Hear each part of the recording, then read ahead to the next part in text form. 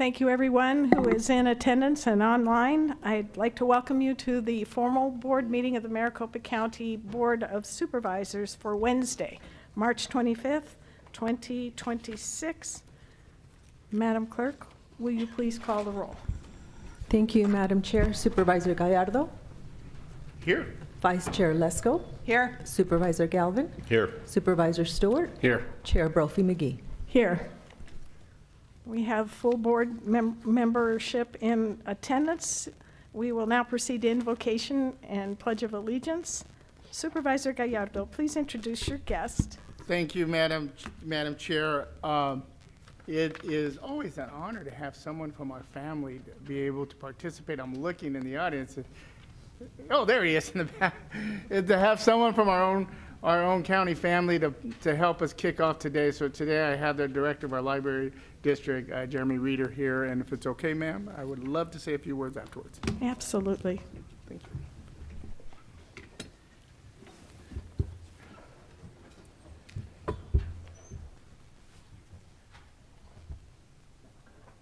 you.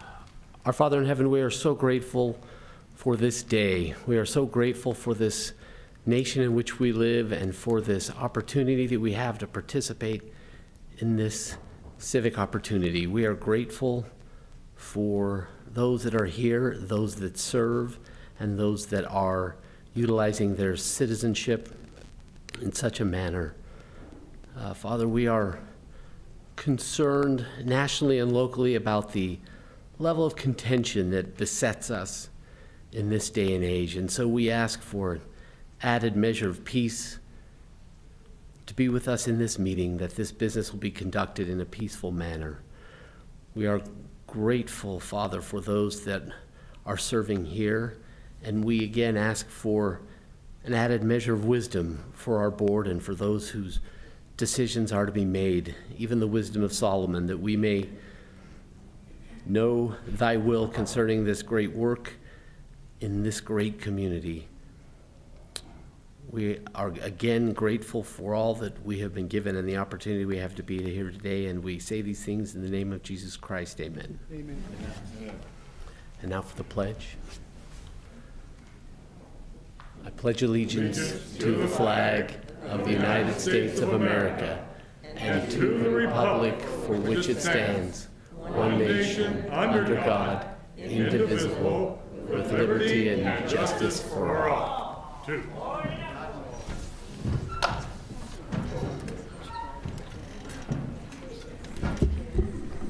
Thank you, Supervisor Gallardo. Thank you, Mr. Reeder. Would you please? Thank you, Madam Chair. And once again, thank you, Jeremy, for joining us and kicking us off today. As we all know, Jeremy is the director of our library district. He joined our family back in 2004. Has been the director since 2020. He has a wife and two kids, one in which is a librarian in Seattle. I did not know that. That's pretty cool. His hobbies is sitting in a chair and reading a book, which is awesome. Yeah. Who would have thought? Who would have thought the library district director would love to read a book? And just playing he's played such a key role in my district, particularly out in the Gila Bend. And Madam Chair, a couple years ago, we had some sad news out of Gila Bend that we were losing our spot. And as you know, Gila Bend is my little diamond in the rough out there in the West Valley. It's a special place in my heart, and I try to do with every ounce of my ability to help these great folks. It's a small community, and I always tell folks, we all drive through Gila Bend on our way somewhere. But if you just go right off the highway, you have around 2,000 individual families that live in that town, and it's just a tight-knit community. But anyways, we had some sad news that we're losing a district, and with the help of Jeremy and his team, we're on our way of establishing a new library in Gila Bend that's going to service not only the kids, but the families there in Gila Bend. So thank you so much. I was out there, I looked at the site. I haven't gone back. It's been a couple of months, but I did see the site. I was very familiar with the site in which we are going to renovate and turn into our new library out there in Gila Bend. But thank you, Jeremy, once again for helping me in Gila Bend and for everything you do here in Maricopa County on behalf of our libraries, our kids, our families, our community. Thank you so much, Jeremy. Thank you, Supervisor Gallardo. There's a sign you see on your way into Gila Bend about home of something and 6 crabby people.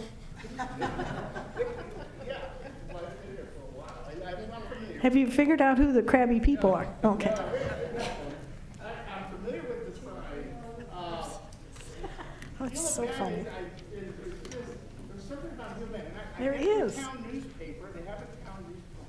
They have a town newspaper that is really a community-based newspaper. Tell you everything that's going on in the schools and the elementary soccer team, and it just gives you. It's really a community vibe newspaper, so I love it. So if you ever Thank want you. to know about Gila Bend, that Gila Bend Sun is how you get to know everything.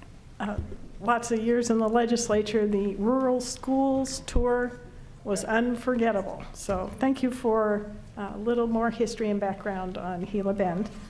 We are next up with the pet showcase, and Kim is here to introduce us to Patches. Yes.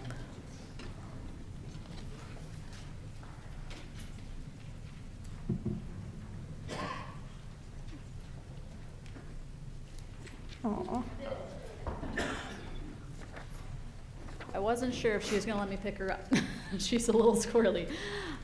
So, as you can see, this is not Doug, as on the photo. Doug got adopted probably within 3 minutes of us opening up yesterday, which is not surprising, as did all of his litter mates as well. I believe there's one left who might be in surgery today as well. But I brought Patches. We actually have a ton. Okay. Patches would like to run around all the time, as you can see. We have a ton of puppies right now. Patches is one of them. She is 8 months old. She arrived at the shelter about a week ago as a stray. But she has wild puppy energy, as you can tell. Between 6 months and 12 months old, that is probably the hardest stage of puppyhood. I can attest to this, as my puppy just got out of that stage. She's still kind of in it. But they are rambunctious, they are troublemakers, and so she is just having a ton of fun right now. She just has one mode, and that is on. And I haven't figured out the off switch yet, but I know I petted her, and then she had the zoomies around the yard for about 10 minutes, and she hasn't stopped since. So if anyone's adopting her, or really any puppy, just be prepared for that puppy energy. I can say that we have been working on sit all morning, and she seems to really grasp it. She's very treat motivated, which is great for training, but she will need a home that will provide that training for her so she can be the best pup that she can be. But she's only 22 pounds. She's a great size. She's probably not going to get much bigger, just being 8 months old already. And she is $250. That's her adoption fee, and that includes her spay, her microchip, and her vaccines. Oh, thank you, Kim. And Patches, you're worth your weight in gold. I do remember I had 3 toddlers and thought, puppy, no problem. Oh, put me in a home. So I hope you find a good home, Patches. And thank you again, Kim. Mm-hmm. Thank you. All right, getting to the more serious business part of the agenda. It's important that I refresh with the audience public meeting rules and decorum. It is the intent of the members of this board to follow orderly procedures for conducting business. We have rules of decorum during the open meeting. The chair of the Board of Supervisors has the authority to maintain order and professional standards during open meetings and may enforce the following rules. Those disregarding these rules will be subject to removal. First of all, attendees should remain seated during an open meeting to minimize distractions to the board or other attendees, unless you are called forward to address the board or if you are leaving the meeting room. I didn't think it was necessary to read the following, but now I find it is. No person attending an open meeting shall engage in disorderly or boisterous conduct, including but not limited to applause, whistling, stamping of feet, booing, making any loud, threatening, profane, abusive, personal, or impertinent or slanderous utterances that disturbs, disrupts, or otherwise impedes the orderly conduct of the meeting. So with those caveats in mind, please understand those rules have been stated ahead of time, and now we will proceed to conduct the meeting for the board. Thank you. We have one agenda item on planning and zoning. It's consent. Supervisors, do you wish to remove this item and for discussion from the consent agenda? Seeing none, Madam Vice Chair, is there a motion? Madam Chair, I need to clarify, do you want this part of the consent agenda then? Or do you want it to be voted on separately? Separately for planning and zoning consent. Okay. We only have one item. Fantastic. Thank you. Madam Chair, I move that we approve item number 5. Is there a second? Second. It's been moved and seconded. All those in favor will say aye. Aye. Any opposed? The motion passes unanimously. We will move on to statutory hearings. Clerk of the Board, deannexation from the City of Mesa to Maricopa County, and a whole bunch of liquor license applications, and transportation, item 8A through C, road files as listed in the agenda. Madam Clerk, do you have any speaker forms for these items? Madam Chair, yes, I do. I received 3 speaker forms on item number 6. I have 1 speaker form on item number 7. They did not specify which liquor license they wish to speak on. And 4 on item number 8 as well. They did not specify which road file they wish to speak on. Thank you. And please understand, if you are speaking on these items, you are weighing in for or against or with valid questions. Madam Clerk, would you please call the first 3 speakers? The first 3 speakers on item number 6, Joe Hopp, Roger Mabe, and Roger Pickrell. He marked that he is in opposition. Mr. Hoff, would you please come forward?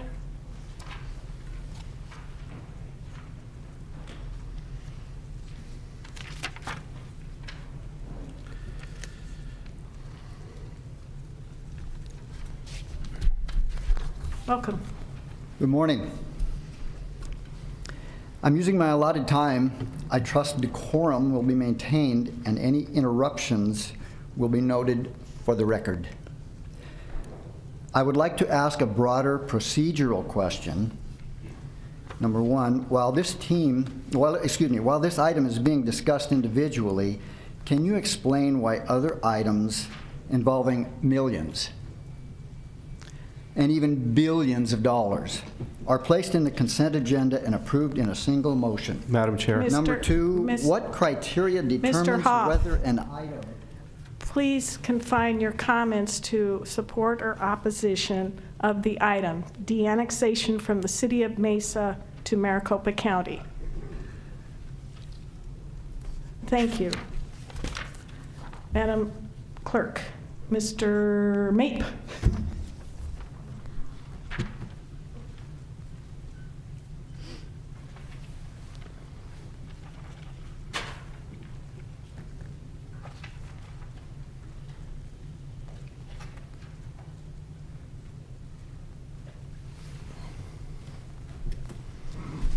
Welcome, Mr. Mabe. Thank you. My name is Roger Mabe. I'm here to speak on agenda item number 6. And I'm using my allotted time, and I trust decorum will be maintained. And any interruptions will be noted for the record. I have a few questions for clarification. 1, can you confirm for the record what the estimated long-term annual maintenance cost will be once this roadway is under county control? 2, has any life cycle cost analysis been completed for this roadway? And if so, is that available to the public? 3, can you clarify how this transfer will affect future development authority and zoning decisions along this corridor? 4, Can you confirm whether the public has had any separate opportunity to review or comment specifically on this jurisdiction transfer prior to today? Thank you, sir. Before I call Mr. Gutierrez forward, Roger Pickrell, do you have any questions or comments as relates to item number 6, the annexation from City of Mesa to Maricopa County? I may have a thought or two, if it's okay for me when Roger here is finished. Are you Roger- pausing my time? Roger Pickrell. I'm Roger. Yes. Are you Yes. pausing my time? And I am pausing your time. Well, the clock is running. And I am going to get those questions answered because they are specific to the agenda item. Mr. Pickrell, do you have any further questions? Yes, if I go up to the podium, would that be? Please. Okay, Roger. Thank you, Mr. May. I'll substitute momentarily. Having been in construction, knowing this is a construction question that you're itemizing here, with the point of expenditure, public information needs to, when in a neighborhood or a streetway, a throughway, if they're going to be interrupted on that, I adhere to some of what Roger Mays is saying, is I would like to be able to question how much time down, and you go into a roadway, detours, et cetera, routings, and especially, you got to figure out, okay, I'm going to have tar and rock on my vehicles, how much time I'm going to have to avoid this area. That is a cost factor, and I was wondering if you had any. Now, he hit the nail on the head, and I was just wanting to Thank you filter very that in. much. You may both be seated. I have 42 seconds on my time. That concludes. No, I have 42 seconds. You said you would give You my may time be back. seated or you may be excused. You pick. Mr. Gutierrez, would you come forward?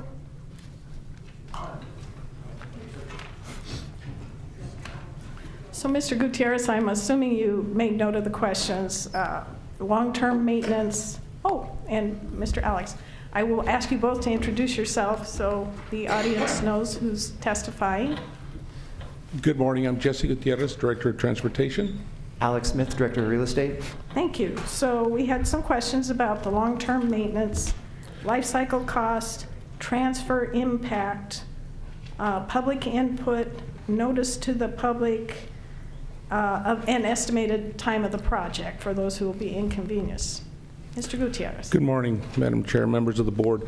This particular deannexation is for a development that's coming in. We already own and maintain the roadway. We are expanding our footprint in the roadway to improve mobility and safety in that intersection and support that business development. As the developer comes in, that developer is actually going to do the widening for us. He's going to do the improvements on that section of roadway. So those costs are borne by the developer. And the cost of the roadway is already in our program. However, knowing that that's kind of the answer to the first two questions with the life cycle costs, but I'd like to add that if we wanted to be very specific about the amount of property that we're actually taking in, it's a very small strip of land along the southwest corner quadrant. It amounts to very small footage, but we have similar roadways nearby, and I can say that the average cost for the improvement maintenance, ongoing maintenance, life cycle cost of the maintenance that we're going to add to the system would be about $2,000 a year. But the intersection will be completely improved to a full wider footprint.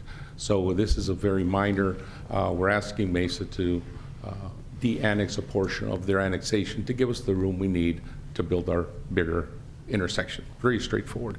As for future implications, all the zoning and roadway type of authorities remain as they are today. There's nothing changing. All we're asking for, like I said, is Mesa to give us a little more room to build a bigger and better intersection. As far as the annexation component, Perhaps Mr. Smith can talk to that. Please. Chair, members of the board, I think it's important to note that this is decreases the regulatory burden to the developer, and they would have to deal with multiple jurisdictions for the roadway improvements, and that the annexation provides just one entity, that would be the county. The development itself can occur in Mesa. All the roadway improvements are governed by the county, and it significantly benefits the developer. The ordinance was already approved by the City of Mesa Council previously, and the board heard this for the first hearing on 25 February. So I believe the public has had plenty of opportunity on this one. Thank you, sir. Any questions? Supervisor Lesko. Yeah, thank you, Madam Chair. I think one of the questions from Mr. Pickerel, if I'm not mistaken, was like, how long is this going to take? How long will the businesses and people have to drive over this construction?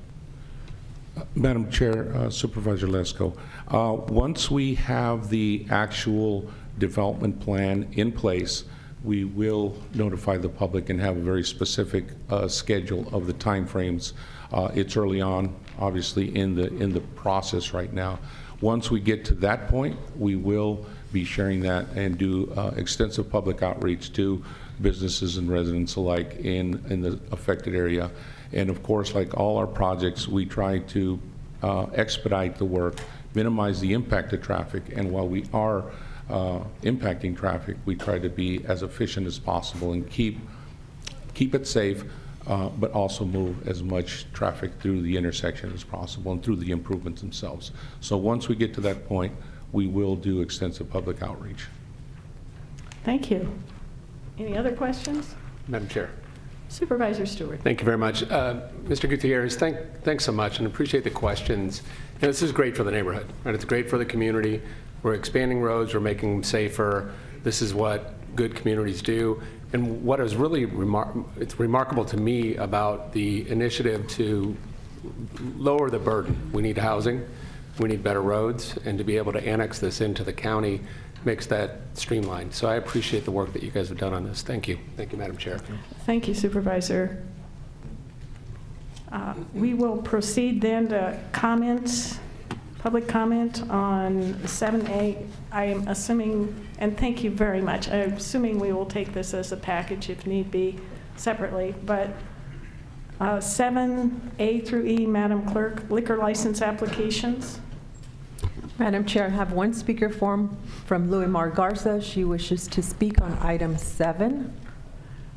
Ms. Garza, please note that your behavior at prior board meetings is under heavy consideration and your participation will be limited appropriately. You have 2 minutes and it needs to be pertaining to an item on liquor license applications. Louis Betty Garza.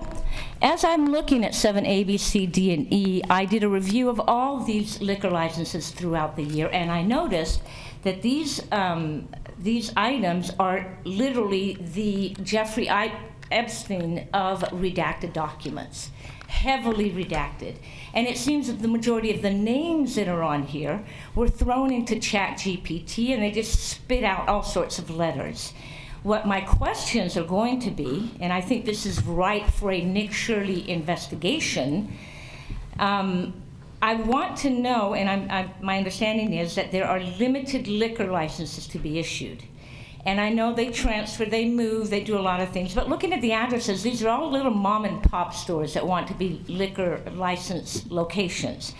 Again, heavily redacted, and I do question why you would even redact on one of them the date that they became citizens, because a good portion of these throughout the year have all been foreign people who got their Arizona driver's license and now can conduct business in the varying points of Maricopa County and #BecauseArizona. I would challenge anybody to get a map and pinpoint the addresses throughout the year of these liquor licenses, and I would submit that you would be able to actually drop a map on top of it that the military has access to, in which you can no doubt find a lot of tunnels and a lot of strange rezonings in that area. Please consider this, govern yourselves accordingly. Thank you. You're good people, but you don't know what side of the coin you're on. Thank you. Madam County Manager, to whom do I direct the questions related to redactions on liquor licenses? Madam Chair, the clerk's office oversees the liquor licenses. I would like to add that this is just a recommending body to the state. Thank you. Do you have any further comments, Ms. Scarsdale? Madam Chair, exactly what County Manager said, and in regards to the redaction, we do redact any personal information that's in the application before it goes out to the public. Yes, ma'am. But the state board, liquor board, gets all the information. They have the complete information, the complete application, correct. Thank you very much. Do board members have any further questions? We will now go to items 8 through AC, road files. We have 4 speakers lined up. Madam Clerk, could you call them? Yes, thank you. First speaker, Andrew Tai, followed by Tom Arnold, Luke Portel, and then I have 2 from Andrew Tai, so actually I just have 3, Madam Chair. Andrew Okay. Tai, Tom Arnold, Luke Portel. Thank you. Mr. Tai. Good morning. This is on item number 80. Item number which? 80, RICO funding. Nope. Road declarations. 8. Okay. Number 8. Are you wishing to speak to road file declarations? Yes. Items A through C. Well, I don't know if it's A through C. Mr. Tai, what item are you here to speak on? Agenda 80? item number 8. 8. Ocho. Okay, Okay, can I speak? please proceed. I'm using my allotted time. I trust decorum will be maintained and any interruptions will be noted for the record. I am speaking on agenda item 8. I have a few additional questions. Can you confirm whether any of these road declarations will result in changes to existing property access or use?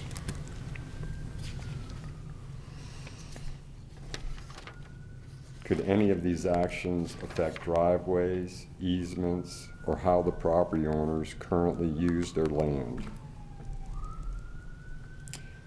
And how are the property owners informed if the access or use may be impacted as a result of these decisions? When actions affected property access and use, it's important that those impacts are clearly understood by the general public. Thank you, sir. We will hear from the remaining speakers and then proceed. I think Mr. Gutierrez, thank you. Mr. Arnold.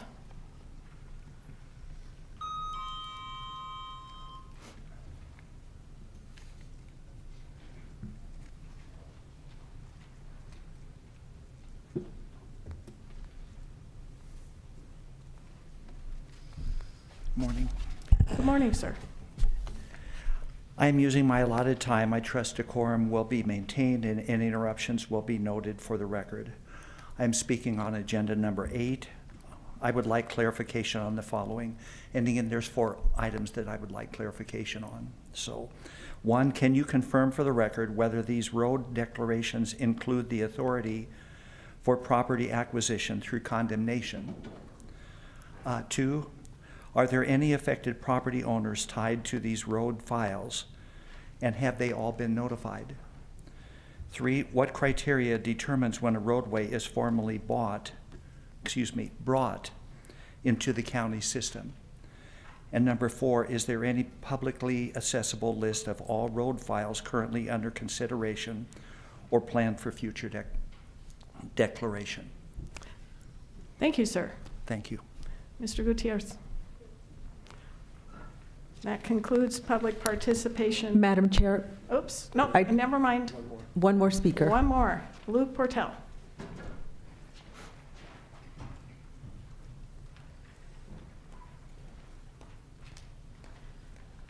Mr. Portell, I wanted to advise. Yeah, you're not going to. I wanted to advise you in advance.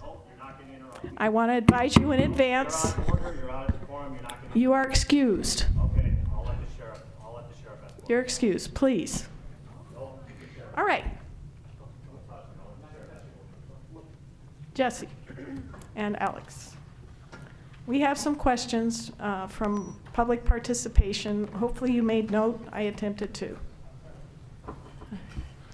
Who would like to start?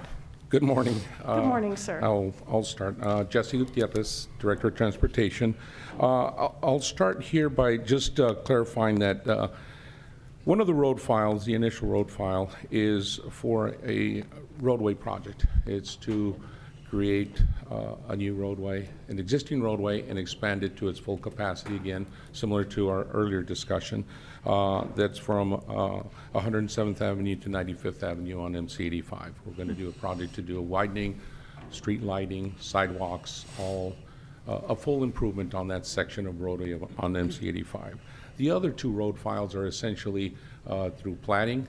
It's a subdivisions. We're taking in the roadways from a subdivision that they have dedicated to the county through ARS, and I think Alex will speak a little bit of that in a minute. But it's very straightforward. They have dedicated, it's not about condemnation, they have dedicated these roadways to the county, and we're going to take them in when the subdivision is complete, and we've inspected them and they've met the county standard. We take them into our roadway system and maintain them. So those are the three files we're looking at. But to get to I think the changes in driveway, the changes to access and driveways would probably pertain only to the first road file A. And typically the new roadway design aligns existing driveways, especially for businesses, where they're at. And we try to maintain all the driveways and accesses exactly the way they're at. We don't take away easements or things of that nature. We include them all into the new roadway alignment, very straightforward. So that process is worked through the design process for the access to driveways and business access and residential access, if there's any along that alignment. This particular alignment is mostly industrial, but we work with the businesses and make sure that if we do have to adjust their driveways, that we get their approval and make any compensation if needed for those. In terms of, I think some of the other questions were along the roadway declaration, the use of the land. We don't change the use of the land. We just build the new roadway that makes it easier and better for access to those businesses and residents. I think in that aspect is very straightforward. Getting to the second set of questions, I think, Alex, if you want to talk to the condemnation component. Alex Smith, Director of Real Estate. Chair, members of the board. The first road file A does authorize acquisition of property up to and including condemnation. As the board is aware, both the Real Estate Department and the Department of Transportation respect property rights and treat the landowners and the businesses and make a distinction. Sometimes they're not the same, and we work with both of them at the same time to ensure that we do the right thing for them. The takes, for lack of a better word, whether it be easement or fee, are appraised by a licensed appraiser. An offer package is made to the landowner. There are negotiations. Most of the time, those lead to a voluntary transaction. Sometimes that does lead to a condemnation case being filed, but that doesn't mean that's a forcible transaction either. Most of those cases are settled by the county and the landowner in a voluntary manner as well. Thank you.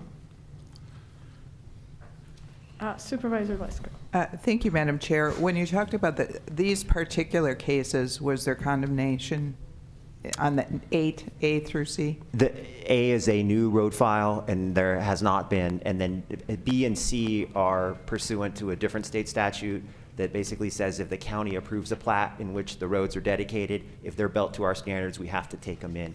And those road files do not authorize any acquisition or condemnation because that's not needed because the property's already been dedicated.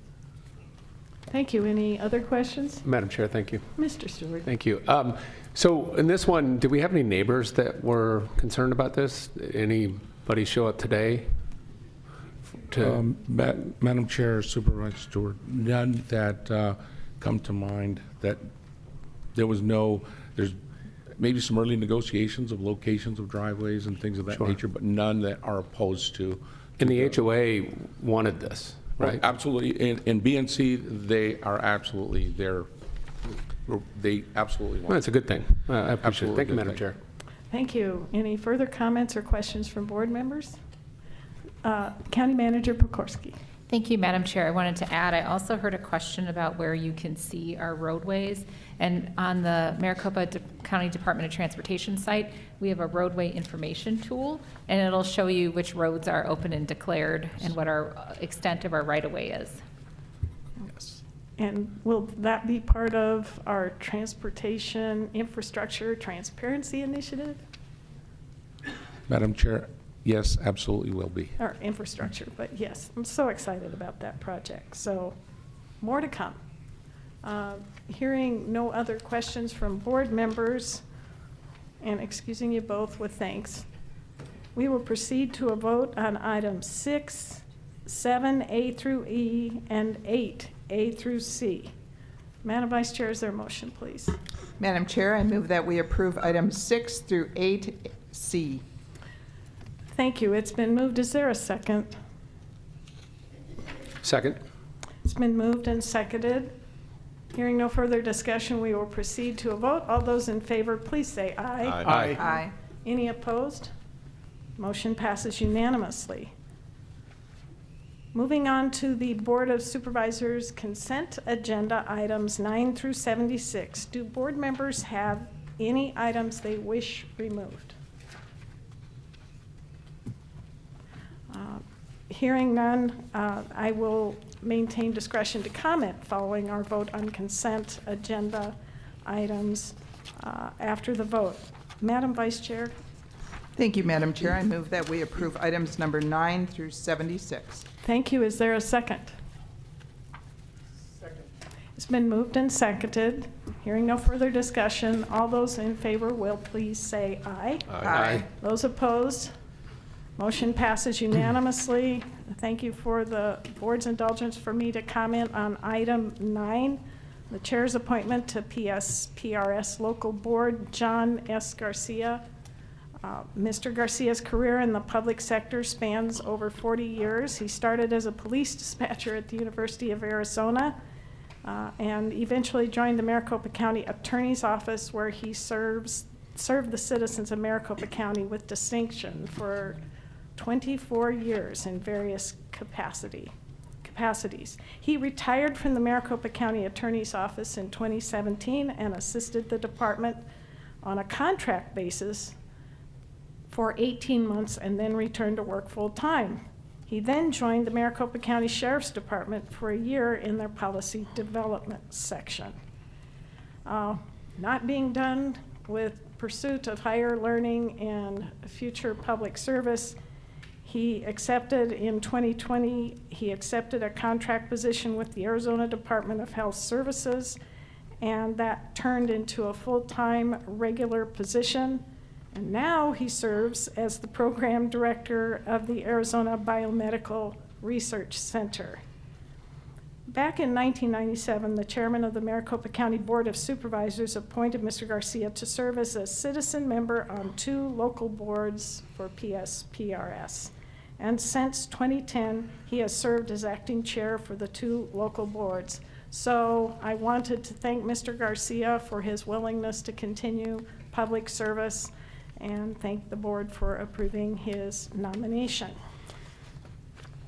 We will now move on to the regular agenda, items 77, 78, and 79. 2 are related to finance, resolution for lease and lease purchase of certain real property, resolution for purchase agreements and other necessary documents. Planning and development has an item, resolution extending the moratorium on increased regulatory burdens. Madam Clerk, do we have any speakers signed? Madam Chair, yes. 2 wish to speak on item number 77, and 1 wishes to speak on item number 79.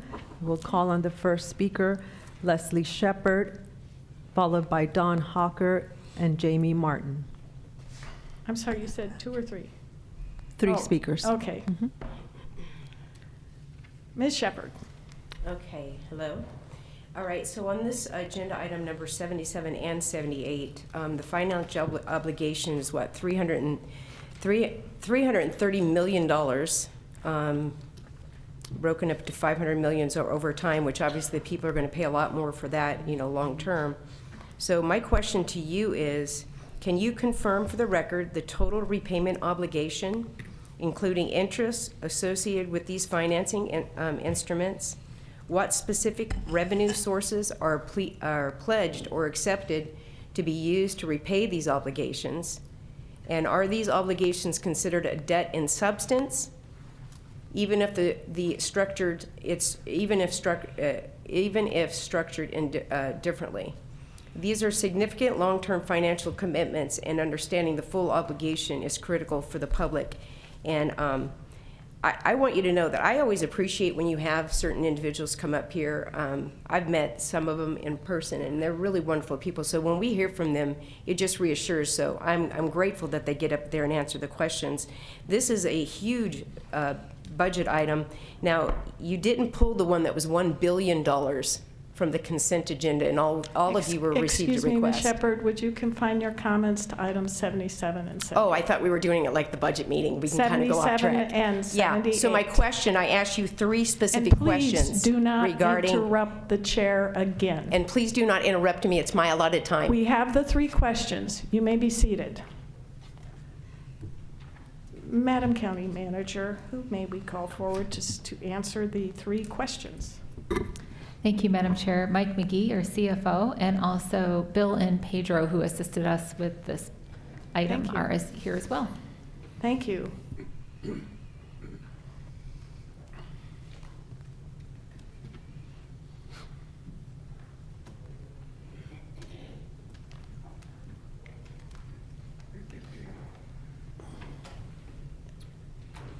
And gentlemen, when you are all seated, please introduce yourself for the audience, starting with Mr. McGee.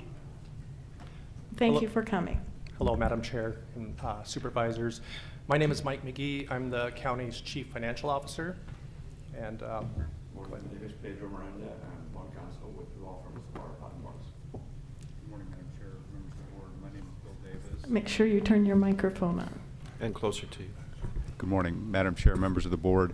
My name is Bill Davis. I serve as the financial advisor to the county, and I'm with the firm of Piper Sandler. Thank you. Who would like to start regarding repayment, revenues, sources, and debt and substance? Please, Mr. I'll McGee. take that. Yeah, so the total repayment obligations, currently we're looking at short-term repayment terms between 1 to 3 years. So it's very short-term in nature. The interest expense, it won't be until we go out for the bidding process that we'll know what the actual interest rate is. But I can tell you that it is very likely that the investments or the proceeds that we invest with the treasurer on this will earn interest that will likely offset the cost of the interest cost on this issuance. Thank you. Revenue sources? Yeah, so the revenue sources pledged, there are 2 issuances here. One is certificates of participation. That is secured by pledged real estate, which is a South Court tower.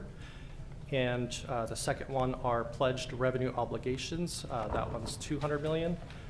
That is secured by state shared sales tax revenue, including vehicle license tax revenues.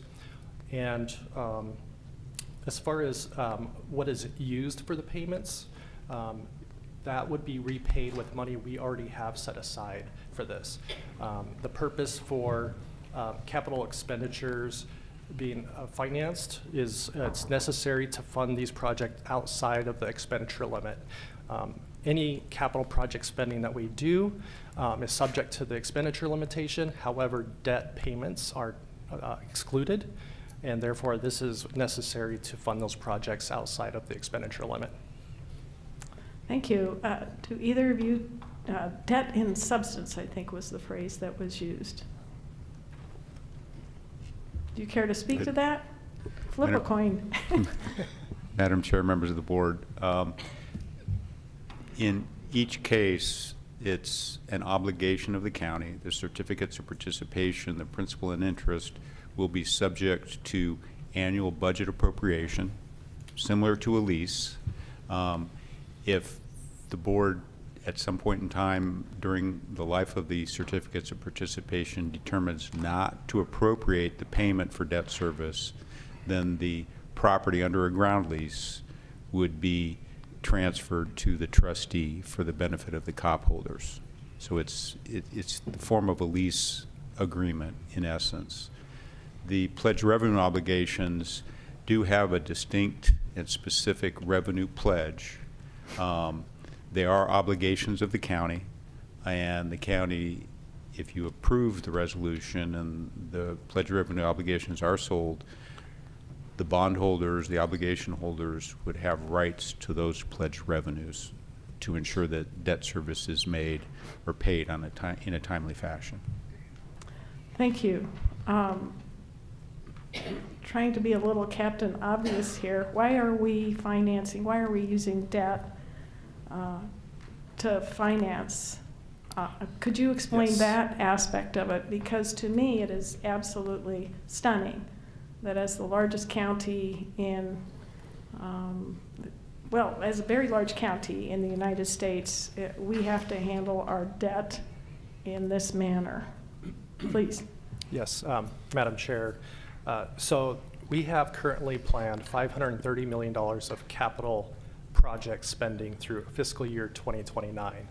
And in order to spend that capital project money, we have to finance the projects in order to stay within the expenditure limit. It's unique to Arizona that we have this expenditure limitation, but it's something that jurisdictions have to deal with. And but like I said, we have the money to repay this, and it will be repaid within 1 to 3 years. Thank you. Hoping that's clear. Are there any questions from these three experts from board members? Mr. Stewart. Madam Chair, thank you very much. And I appreciate your team working to cap the maximum rate at 5.5%. Do we know in a range of what the interest rate is going to be on this particular project? Yeah, Madam Chair, Supervisor Stewart, since we haven't gone out for the bidding process yet, I don't know if we should disclose a range because they might be watching this meeting. I don't know, Bill, do you have a thought on that? Just very briefly, Madam Chair, Supervisor Stewart, we don't know what the interest rate's going to be, and it really will, at the time of the bid, and I'll circle back to that in 1 minute, our ultimate rate will depend on where the market is. And we're in a very volatile time right now, but rates are generally really low. Yesterday, for example, tax-exempt rates jumped up by 10 or 15 basis points, so 1/10 to 0.15 of 1%. So they're bouncing up and down now pretty frequently, daily. It's really hard to say. We've got a cap at 5.5%. My guess is that we'll be below 4. Okay. So my hope. So AAA bond rating. Supervisor Stewart. Thank you. AAA bond rating, no debt. I would expect that we'll get a pretty good rate. We're a pretty safe bet for somebody that wants to buy this debt. Yes, sir. All right. Thank you very much. Thank you. Any other questions or comments from board members? Okay. Gentlemen, you may be seated, and I will take these two items as a separate motion. Madam Vice Chair. Madam Chair, if I may interrupt. I do have one more speaker on item 77, then followed by a speaker on item 79. My apologies. I thought they were all 79. Who's 77? 77, Don Hawker. Please stay seated, gentlemen. Mr. Hawker.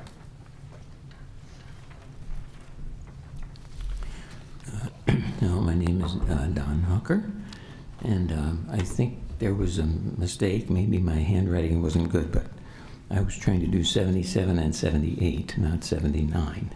I thought you My said apologies. That's 77 and 78 is what you're speaking on, sir. Yes. Using my allotted time, I trust that decorum will be maintained and any interruptions will be noted for the record. I'm speaking on agenda items 77 and 8. I'd like to better understand the structure. Can you explain how certificates of participation differ from traditional bonds in terms of risk and repayment obligations? And number 2, what safeguards are in place to ensure future budgets are not constrained by these obligations? And 3, are these financing decisions reviewed for long-term fiscal impact before approval? Understanding how these instruments function is important when commitments of this scale are made. Thank you. Thank you, Mr. Hawker. Mr. McGee, would you care to, I think most of these were answered, but let's go back over them specifically. COPs versus bonds. Yes, Madam Chair, I would defer to our bond counsel to describe the difference between bonds and COPs and PROs. And I would take that on. You just answered that question. Do you want to answer it again, or do you want me to do it? Go ahead. Okay. So certificates of participation these are the ones where the South Court Tower is used as the security, and it is subject to a ground lease where the county leases the building to a trustee here, U.S. Bank Trust, who will lease it back to the county to be able to use for its current purposes. And those lease payments are what pay back the debt that is attached to these certificates. And like Bill said, these are subject to annual appropriations. And typically, while other issuers may go out 20, 25, 30 years with these types of certificates, the county typically will do 2 or 3 year maturity, so it's paid very quickly. In terms of the pledged revenue obligations, it's pretty similar, except that there's no building that serves as a security. So it's essentially similar to what was done here in the last 2 years, I believe, for the pension obligations, except there we did have to attach, for different legal reasons, a building as collateral. There's no need to do that in this case. And the pledge, or the revenue source for repayment, as was discussed, instead of annual appropriations, it's different items, including revenues from the state shared sales tax, revenues from the vehicle license tax, and county imposed excise taxes. Okay. And Mr. McGee. Yeah, Madam Chair, I would like to answer the second and third question from the gentleman. He asked about safeguards to ensure that future budgets aren't constrained. I would like to say that this does not constrain our future budgets because we already have the money set aside to repay this, and it will be repaid in a short-term amortization, such as what Pedro just described. The third question was long-term fiscal impact. I do not believe that there is a long-term fiscal impact of this financing because, as I mentioned, it's very short-term financing. We have the funds, and also, as I mentioned a little bit earlier, it's very likely that the interest that we will earn while the money is sitting with the treasurer will offset the cost of this interest on this loan or these certificates. Thank you. Yes. Now let me ask if supervisors have any follow-up questions. One quick question, Madam Chair. Mr. Stewart. Thank you very much. On the, Mike, can you talk a little bit about the expenditure limit? And this could cost the taxpayer about $23 million. I would imagine it'd be lower because, like you said, we're going to offset that with some savings, or we'll make some money on this money being at the treasurer's office. Can you talk a little bit about what would happen? Could we pay cash if we didn't have this expenditure limit? Yeah, Madam Chair, Supervisor Stewart. Yes, if we paid cash, it would count against our expenditure limit because unfortunately, capital project spending is not excludable. And so we have to have this arrangement in order to stay within the expenditure limit. And Madam Chair, legislature has imposed, or I guess the legislature has imposed an expenditure limit on us that prevents us from paying for cash. Otherwise, we would be able to save this interest. Is that a fair statement? Correct. Thank you. Thank you, Madam Chair. Thank you. Madam Chair, I'm Please. sorry. The expenditure limit is a voter-approved limit and from 1980. So the limit was set in 80, and then it goes up every year at the rate of inflation, essentially. It's actually in the Constitution. Thank you. I think we're done, but hang on. Does that conclude public participation? Madam Chair, one more on item number 79. I would like to take 77 and 78 separately, and then we'll proceed to public participation on 79. Madam Vice Chair, items 77 and 78. Okay, thank you, Madam Chair. I move that we approve items number 77 and 78. Thank you. It's been moved. Is there a second? Second. It's been moved and seconded. Hearing no further discussion, we will proceed to a vote. All board members in favor will say aye. Aye. Aye. Any opposed? The motion passes unanimously. Thank you, gentlemen. I appreciate your participation and explanation. Item 79, resolution extending the moratorium on increased regulatory burdens as relates to planning and zoning. Madam Clerk. Madam Chair, one speaker, Jamie Martin, wishes to speak on item number 79. Welcome. Hi, I'm Jamie Martin. I'm speaking on agenda item 79. This item extends a moratorium on regulations that have been in place since 2013 and repeatedly extended over time. I'd like to ask 3 questions and 1 comment. The 3 questions are: 1, has there been any formal review of the long-term impacts of maintaining this moratorium over multiple years? Number 2, are there any areas where updated regulations may be necessary but have been delayed due to this policy? Number 3, what process is in place to evaluate whether this moratorium continues to serve the best of the public's interest? Long-term policy extension should be periodically reassessed to ensure they remain appropriate.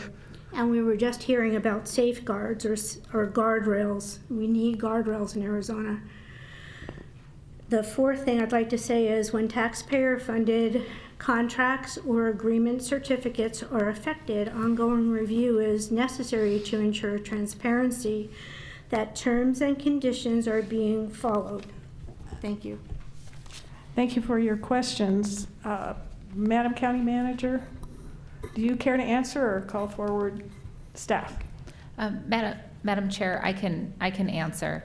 The question regarding if we evaluate this going forward, we bring this resolution forward either annually or biannually for the board to reconsider, as opposed to having it extend 5-10 years into the future. Sorry for the interruption, but the question was, has there been a formal review? Thank you. Formal review. Thank you. So I believe the 3rd question was I was answering the 3rd question about the process to evaluate, so that it comes forward for the board to consider and for public comment before it's renewed. Also, if there are updated regulations that are necessary, such as items that could impact public safety, public health, there is a specific process that we follow to ensure community and public and stakeholder input, and we call that EROP, or Enhanced Regulatory Outreach Program. So you can adopt new regulations that would improve community safety or health. And also, if we need to comply with any federal or state regulations, those regulations, though, go through a very specific process which allows public input at multiple times. And then for the last question, if there was a formal review of the long-term impacts, this has been in place since at least 2010 or 2012. It's been in place for a number of years, and we review that with the help of stakeholder task forces, and we periodically convene people that are subject matter experts from the community or from the public and the business community, the regulated community, to provide input on our regulations to ensure that they are working for the best service for the community. Thank you. Do board members have questions or comments? They were great questions. You know, how do you keep it from just being a rubber stamp or a, yeah, this is what we do? But I had some awareness of this, and when I first voted for it, it reflects the county culture. We're not going to go and regulate or enforce on the basis of anything other than essential public safety. And we have processes in place to safeguard, and I was happy as chair to place this on the agenda for consideration and vote to renew by my fellow board members. Hearing no further comments, no further public participation, Madam Vice Chair. Madam Chair, I move that we approve item number 79. Is there a second, please? Second. It's been approved and seconded. We'll now proceed to a vote. All those in favor, please say aye. Aye. Aye. Any opposed?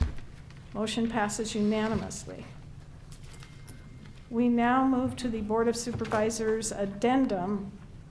4 items for the county attorney. Quarterly RICO expenditures, conflict waiver for Osborne Maladon, initiating litigation regarding environmental health code, and initiating litigation regarding zoning ordinance. Additionally, we have 1 item from the treasurer, which is the purge of old property tax data. Madam Clerk, are there speakers signed up to speak on any of these items? Madam Chair, yes, I do have 3 speaker forms. Okay. First speaker I will call on Jamie Martin, wishes to speak on item number 81, followed by Don Hawker. He wishes to speak on item 82. Last, Barbara Ratty wishes to speak on item 84. Okay, Ms. Martin.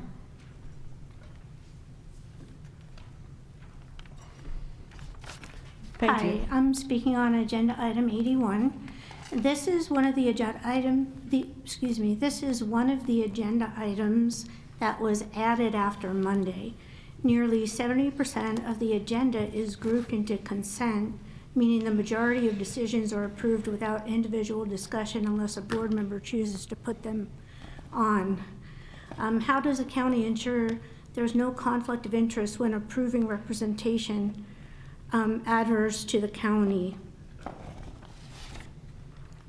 Thank you, and that's your question? Okay, I will take a run at this. We received advice in executive session as to why the conflict is not applicable in this case or has been adequately dealt with. Mr. Galvin, do you care to comment further? No, all I just want to say, Madam Chair, is that we received legal advice Yeah. in executive session. All discussions regard and involve legal advice. Right, Yep, but on this thank you. item, No, so. that's it. Thank you. Thank you. Madam Clerk. Next speaker, Don Hawker, item 82, followed by Barbara Ratty on item 84. Can I do a follow-up or no? No. Am I able to do a follow-up or no? No, ma'am, I asked if you had more questions. We're moving the board meeting along, but I appreciate your questions. Thank you. Mr. Hawker. Yes, my name is Don Hawker, and speaking on items 82 and 3, would like clarification. Since these matters were discussed in executive session, what information can be provided publicly to ensure transparency? How does the public understand the basis for the enforcement actions? I couldn't select yes or no on whether I approve because I have no idea what was said in executive session. I'd like to note also that these 2 agenda items were added after Monday. Thank you. Thank you, Mr. Hawker. Brooke, our attorney, I like to say babysitter, but that's not right. representative in executive session for Maricopa County Attorney's Office. Yes, Madam Chair, as it has been noted, this is the Supervisor's addendum, which is items that have been added to the agenda for legal action, or for the board's action, following briefing and advice from counsel in executive session. The conversations in executive session are confidential, as has been noted already. The question as to what information can be provided publicly, these two items, 82 and 83, are initiating litigation on various enforcement for the environmental health code and for the zoning ordinance. Any initiation of litigation becomes a public record once the case is filed, and that is a public record. Thank you. Thank you. And I can safely say they pertain to public safety. Okay. Item 84. Barbara Ratty wishes to speak on item 84.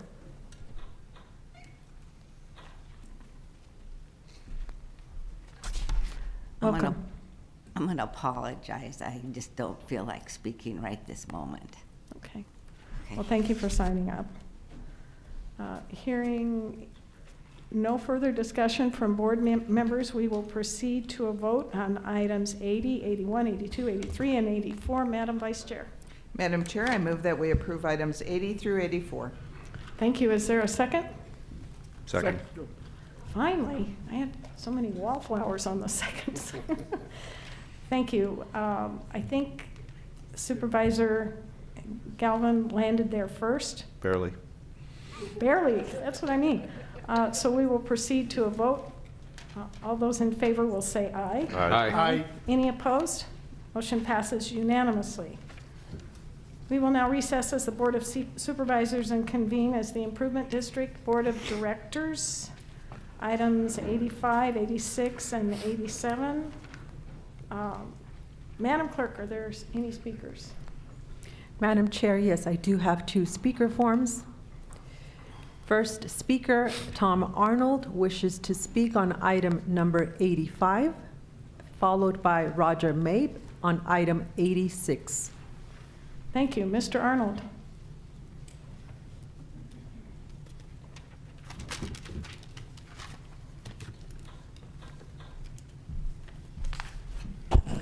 Hi, regarding agenda item 85, and may I proceed that with thank you for answering the questions when it comes to governance, when it comes to business and finance. You speak at this speed, and I comprehend at this speed. So if my questions are redundant, I don't mean it to be angering. I just apologize up front. Regarding agenda item 80, this item involves. I'm sorry, was that 85? 85, yes. Yes, please. Sorry. This item involves approving a final assessment that will be repaid by homeowners within the improvement district. 3 questions I would like to ask. Can you confirm for the record the total repayment amount per property, including interest over time? Number 2, what is the estimated timeline for repayment, and how will these costs be communicated clearly to affected homeowners? Number 3, and what options are available to residents if they are unable to meet these financial obligations? When assessments lead to long-term repayment obligations, it is important that residents fully understand the financial impact. Thank you. Thank you, sir. We'll go ahead and hear from Mr. Mabe on item 86. Did we have any other speakers? I'm sorry, Madam Chair. One more speaker on item number 86, Roger Mabe. Okay, thank you. Please proceed. I'm speaking on agenda item number 86. I'm using my allotted time, and I trust decorum will be maintained. Your prior interruptions are being noted for the record. This item adds additional properties into an existing water improvement district, which includes shared responsibility for operational and maintenance costs. My questions are, can you confirm how the costs will be allocated amongst existing and newly added properties?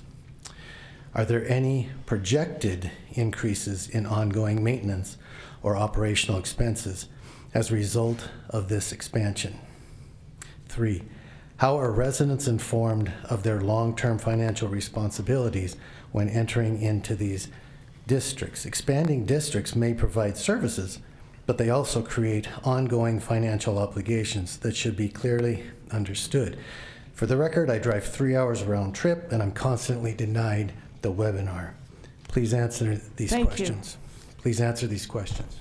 Thank you. No further speakers? Madam Chair, no other speakers.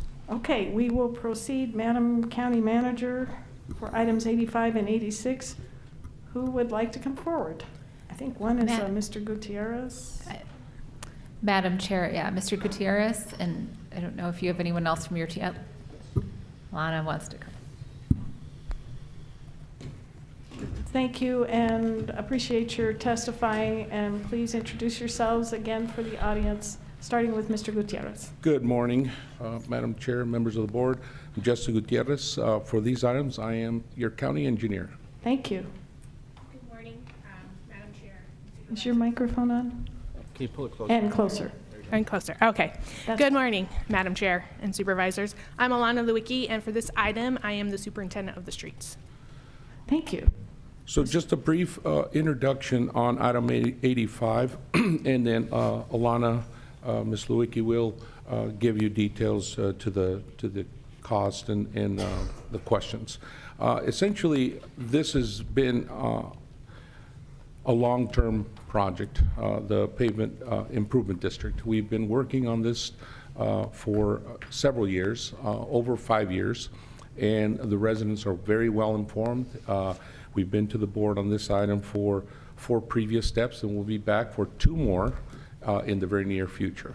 Essentially, these are pavement improvement districts. It's the request of the neighborhood who is asking us to make these improvements on their behalf. They'll pay us back, pay the contractor back essentially, for the work done. So it's very transparent, and it's really a neighborhood-driven project. But with that said, I'll let Ms. Lewicki answer the questions in detail. Yes, so the repayment amounts have been mailed to the property owners to make them aware of what they owe. And we've had quite a bit of payments that have been made. For the property owners that have not paid, they, well, everyone has been provided the 10-year debt service agreement of what they would have to pay over the 10 years, because when the petition was set up for this district, it was set up with a 10-year repayment option. And all of that has been provided per Arizona state statute for the requirements of improvement districts. We have done the required mailings to notify them.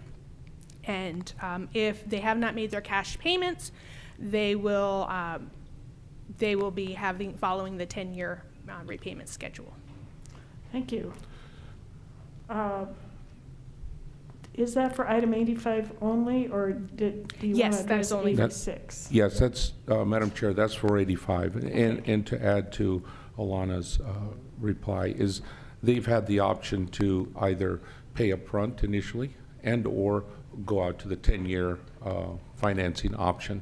And like we said before, the residents were very well aware of the costs coming in. They were provided early estimates, and then once the actual bids came in from the contractors, we shared those actual numbers with each homeowner, and it's based on the square footage of their property. So it's it's respective to the size of the property, the costs are. So they're very well aware. There was no surprises, very transparent, very upfront. We met with each individual homeowner in person to go over the cost over the time. And so there's no surprises there. And in fact, as Ms. Lewicki said, more than half of the homeowners have already paid their portion of the project. So it's very, very successful. This project is very successful. Thank you. Supervisor Lesko, you had a question before we get to 86? Yeah, this is an interesting concept because in 86, it's kind of similar, but it's for a water district. And just to make sure that I understand, it is the neighborhood, look, what is this, a private road or something? And they want to divide up the cost between all the neighbors instead of one neighbor saying, well, I'll pay for the cost, or, you know, the neighbors are arguing. They decide, they come to the county, I think it's in state law, right? State law, that they come to the county and they say, hey, we want to form this district so that everybody in the neighborhood has to pay. And then I think there's a certain threshold of neighbors that have to approve this, if I'm not mistaken. And then they agree with it, and then they all have to pay in instead of the road not being maintained. And, you know, one neighbor say, well, heck, I'll pay for it, you know, or something like that. And then the other neighbor's being mad. Is that the gist of it? Madam Chair, Supervisor Lesko, you're absolutely spot on. That's exactly the way it works. And it's in statute 48, and it's exactly the way you mentioned. They get together, they petition the county, can you build this for us if we pay for it? And you're spot on. I'd like to expand. It's built to county standard, and it is a county road now, so they've built it, and now we'll be using it as a county road, so they have that benefit to them as property owners. Thank you. Do you have any comments related to the questions on item 86? Yes, Madam Certainly, Chair. Madam Chair, go ahead. Please. This district, the Estrella district, and this item is adding Grandview to the district. This is at request of the property owners there. They currently have a small private water utility company that provides them with water, which is not, they can't drink it because of the PFAS in the system.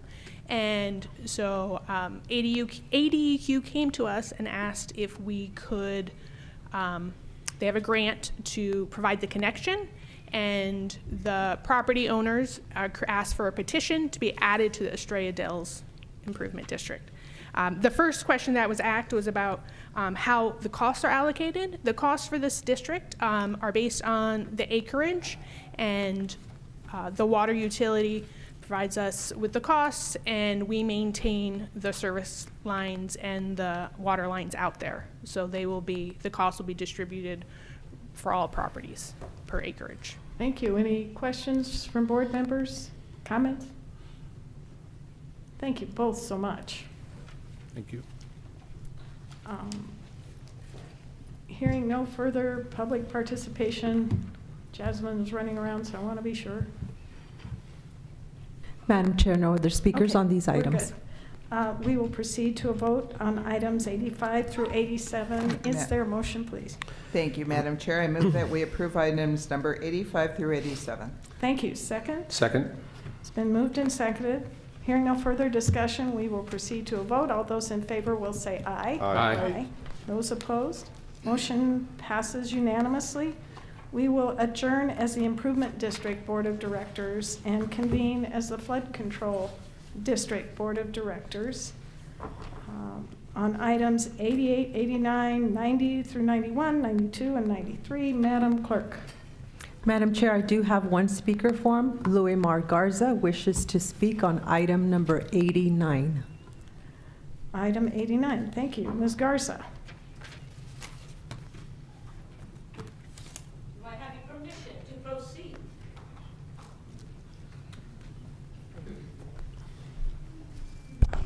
We all know Hitler didn't die, jawohl. Excuse me, please confine your As to comments item 89, what I'm looking at, this also deserves a Nick Shirley and a Doji-worthy investigation. You are the flood district. I'm thinking there is a conflict of interest in that.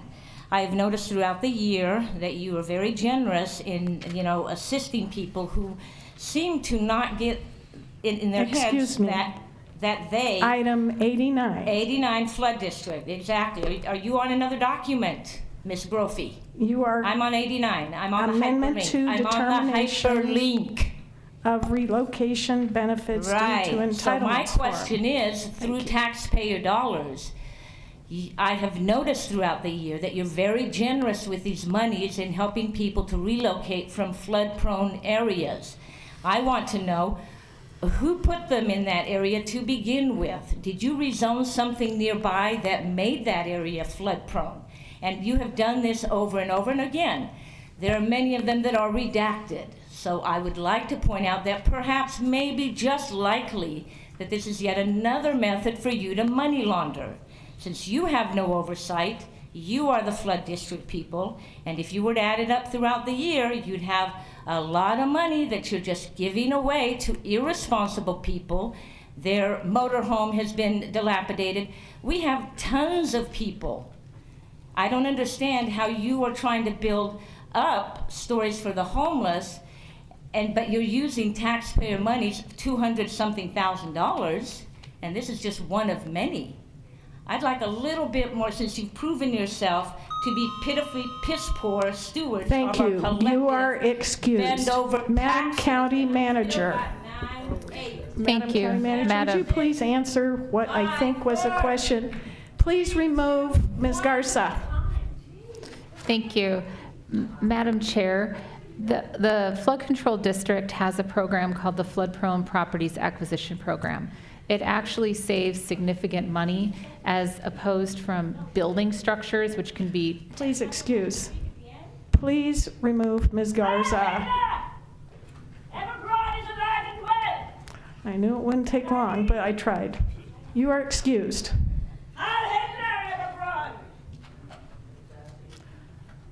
Okay, Madam County Manager, back to the beginning. Thank you. The Flood Control District has a program called the Flood Prone Properties Acquisition Program. It purchases properties that are in the highest danger areas of a floodplain, which is in the floodway or areas that have very deep flooding. Many times these are older homes that were there before the hazard was identified. And this program actually saves tens and tens of millions of dollars from the cost of building a structure to protect these homes. And this particular item is related to the buyout program that the Flood Control District is running in Gila Bend. You may recall probably 5 or 6 years ago now, there was serious flooding in Gila Bend where 2 people died. So this is a program that is going to save lives, and it's also going to save money from not having to build a very large structure. Thank you. I think there was a relevant question in there related to grading and regrading in other areas that then would create a flood situation. I know that goes on in personal property all the time up in New River, but that's the residents doing it. But how does the county address that? Madam Chair, if we receive a complaint that someone is altering the floodplain and altering the flow of water, we would open a violation case and investigate and go through the process to get that corrected. As I'm well aware. Thank you. Okay. Madam Chair, no other speakers. Okay, the board will now consider items 88 through 93 for the Flood Control District. Madam Vice Chair. Thank you, Madam Chair. I move that we approve items number 88 through 93. It's been moved. Is there a second? Second. It's been moved and seconded. Hearing no further discussion, we'll proceed to a vote. All those in favor will say aye. Aye. Those opposed, motion passes unanimously. We will adjourn as the Flood Control District Board of Directors and convene as the Library District Board of Directors for items 94, 95, and 96 through 99. Madam Clerk, are there any speakers? Madam Chair, yes, I do have one speaker form from Leslie Shepard, wishes to speak on item number 94. Actually, I have it down for 94 and 95, so would you rather I sit down and come back up for 95? Please combine your comments. Okay. So I'm looking at this. First of all, I'm super excited about that library going in at Gila Bend. Very excited about that. Also, I noticed in the minutes that you're passing November 5th, November 19th of 2025, and December 10th of 2025. I went and looked at the minutes. There's nothing, I know that this is like a broken record, but you know, it's my allotted 2 minutes of time that you're not supposed to interrupt, and I'm going to tell you that the minutes are not reflecting that we brought up the laws that are being violated. The books, it is perfectly normal, and this book is gay. That is actually in the minors department. None of that is listed in the minutes. And also I read out loud the book that's called All Boys Aren't Blue. It was incredibly sexually graphic, again, in the minors department. I see none of these things that are actually listed in the minutes. And again, I'm happy that that library is going into the, because again, we did go to every single one of the county libraries at the end of last year, and we've been doing it again this year. Specifically, the books I've been checking out that I'm mentioning, I've gotten them all from the Fountain Hills County Library. So that'd be your library, Miss Brophy McGee, Miss Library District Chairman. And so those inappropriate content books that are in the minors department are still labeled there and still there. So I noticed that the minutes are not reflecting any of these dialogues that have been brought up at these meetings.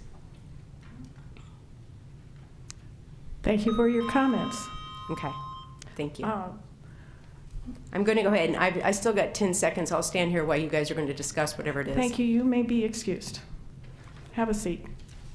I have had a request from a board member to consider item 94, IGA with the town of Gila Bend separately. Madam Vice Chair, is there a motion on item 94? Yes, thank you, Madam Chair. I make a motion that we hear vote on item number 94. It's been moved. Is there a second? Second. Comments, Madam Vice Chair? Or discussion? Madam Chair, I'd like to reserve my comment till after the vote, if you don't mind. Thank you. Are there any other comments? I think you already talked about your library supervisor, but please proceed. No, I'll make it real quick, Madam Chair. And this is an item that, first of all, thank you for putting on our agenda. The town of Gila Bend, a couple years ago, lost their library. The partnership we had ended, and we were asked to leave. Our library district director, as well as his team, worked really hard over the last few months trying to locate a library section. This is a partnership in front of us with the town of Gila Bend. The one previous was with the actual school district. In my opinion, with the school district, it's more of a revenue thing on their side. They just couldn't add a space. It was a space issue as well. But nonetheless, this was a solution to reestablish our Gila Bend library that has been in that community for a very long time. Thank you. In a nutshell. Any other comments? What I would like to say is I think the very first question I asked you in my orientation, it wasn't my orientation, I was running for office and looking at all the different county structures. And I said, what are we doing in the library business? And then I went up because one of the parting acts or appearances that my predecessor made was up in the anthem, where we actually had been sharing a library with the high school up there. Oh my gosh, they so wanted their library, and now we were going to lease a separate building, and I get follow-up questions, as you know, all the time. We're building it out, a separate structure, so we're not confined by school hours. It's a service that our county residents have come to know, love, and expect. And I am very excited to see that not only the town of Gila Bend, but the 6 crabby people who live there will have access to a library. Madam Chair. Supervisor. Thank you. Just one more quick comment. And this location is more than just a library. It is our workforce development. It is a voting site. It is a place in which folks can go and receive information in regards to public health. It serves as a spot in which folks can come and get so much in terms of county services. So I just want to point that out. It's not just a library. I mean, we have workforce development. Right. We use as a voting center. It's used on multiple fronts. So. Thank you, Supervisor Gallardo. Hearing no other comments from board members, we will proceed to a vote on item 94 IGA with the town of Gila Bend. All those in favor will say aye. Aye. Aye. Those opposed? No. Okay, thank you. The motion passes on a 4-to-1 vote. Supervisor Lesko. Thank you, Madam Chair. I just want to make clear that I have nothing really against the Sela Penn Library. I just have unanswered questions on the whole, like is Maricopa County's obligation in the whole library system? And I just felt uncomfortable voting for something when I have some unanswered questions that hopefully will be addressed in the future. Thank you. Thank you. Any other comments? Nope. We will proceed to Library District, item number 95 and 96 through 99. No people have signed up for public participation. Madam Vice Chair, is there a motion, please? Thank you, Madam Chair. I move that we approve items number 95 through 99. Second. It's been moved and seconded. Second. Yes, and all those in favor will say aye. Aye. Aye. Those opposed? None. The motion passes unanimously. What I can say, and I have said this multiple times before, is that the minutes of a meeting need not reflect any comment, but simply the agenda item, the action taken, end of story. So we are within total compliance on our minutes. Now, who made the motion, who seconded it, what the final vote was, and beyond that, we're not required, nor actually in my mind, should we document. Thank you. And Madam Chair, Mr. Galvin. to that point, everything is on video on our YouTube page for perpetuity. Thank you. Thank you. I always forget that. I also forget to ask how many people are on the webinar listening in. We will adjourn as the Flood Control District Board of Supervisors, or Board of Directors, and reconvene as the Maricopa County Board of Supervisors. Before staff leaves, I wanted again to thank them for coming, and that includes Jesse, thank them for coming to the table and really informing, answering the questions, pulling them together, providing solid information. What you saw here today is something I see every day, which is county excellence on display. So I wanted to thank the staff very much for your participation. We will now proceed to public comment. Madam Clerk, I bet you have public comment email responses.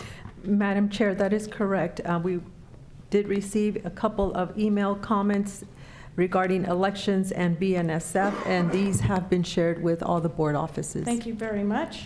In addition, we have 20 speaker forms for call to the Please, public. let's get started. Who's our first speaker? First up, Jamie Martin, followed by Noah James Markham, and then Craig Nadzik.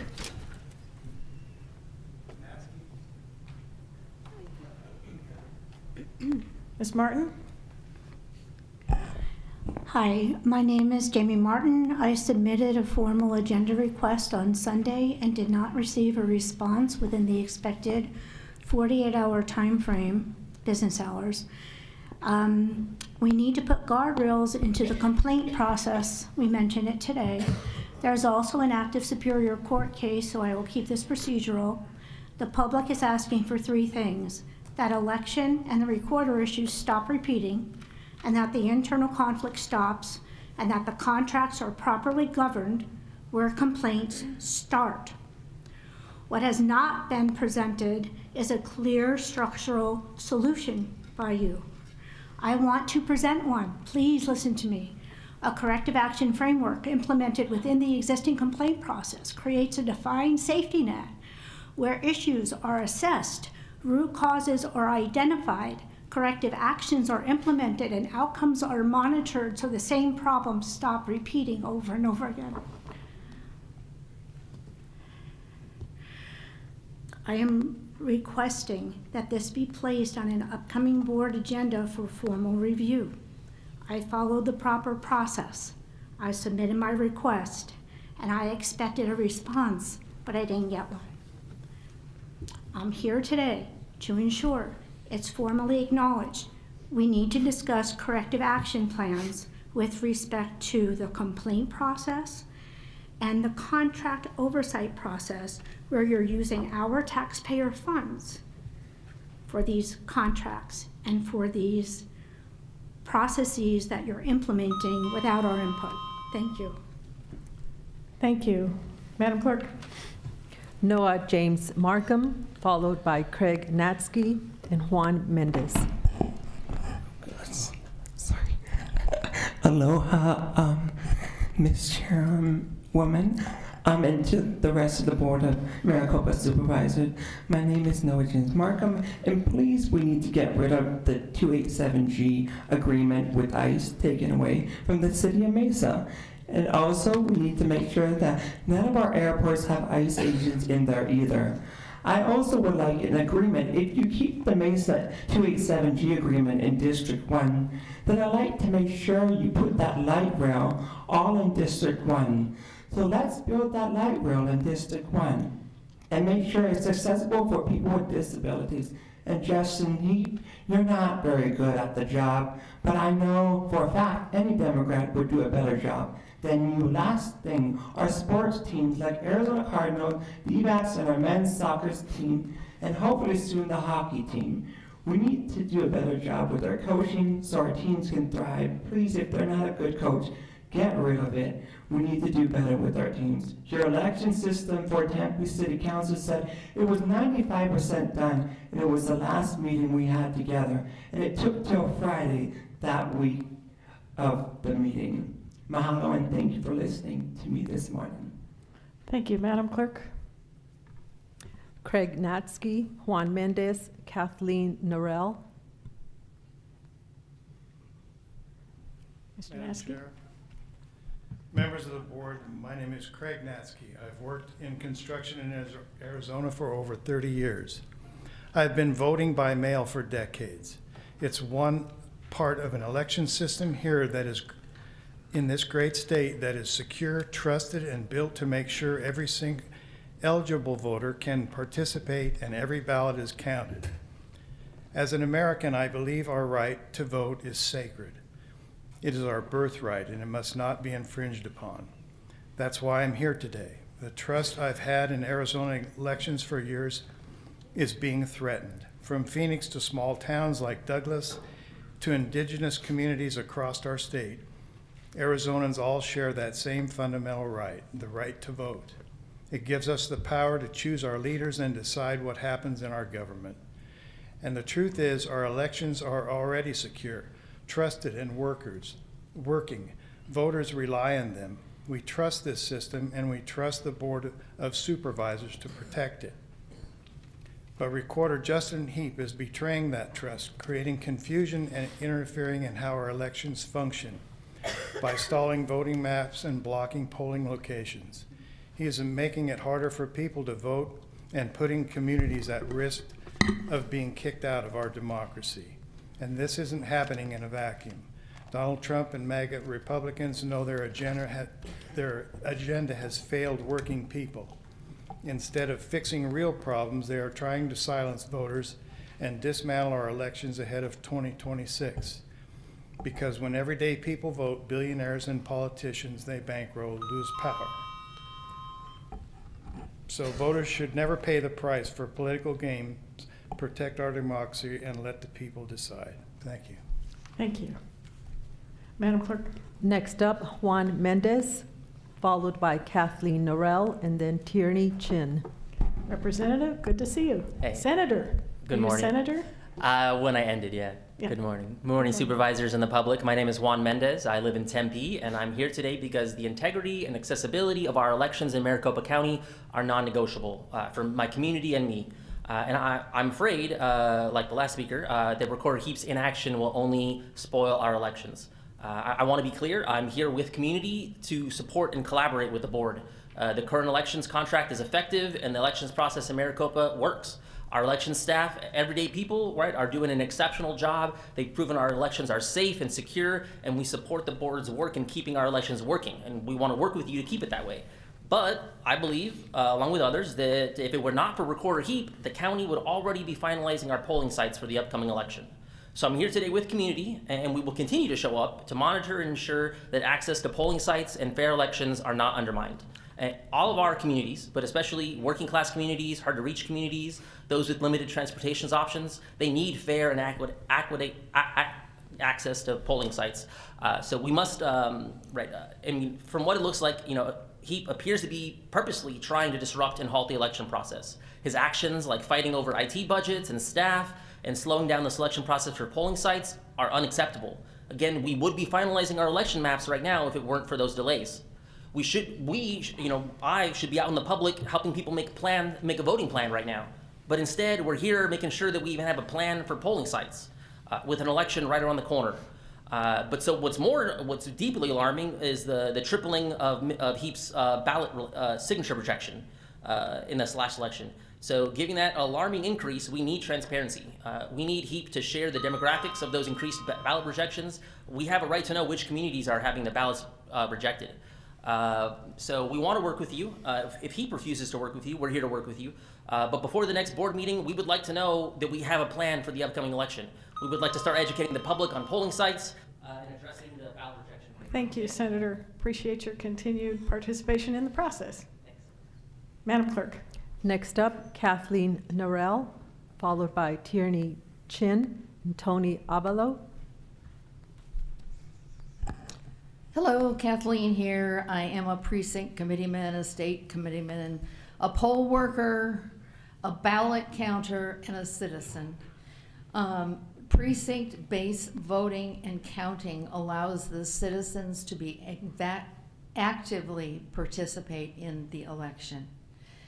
When the money that is spent on elections goes to the citizens instead of the owner of a large company that is involved in many state elections, the community wins, the state wins. Actually, you get back taxes for food, gas, property, sales, and vehicle taxes.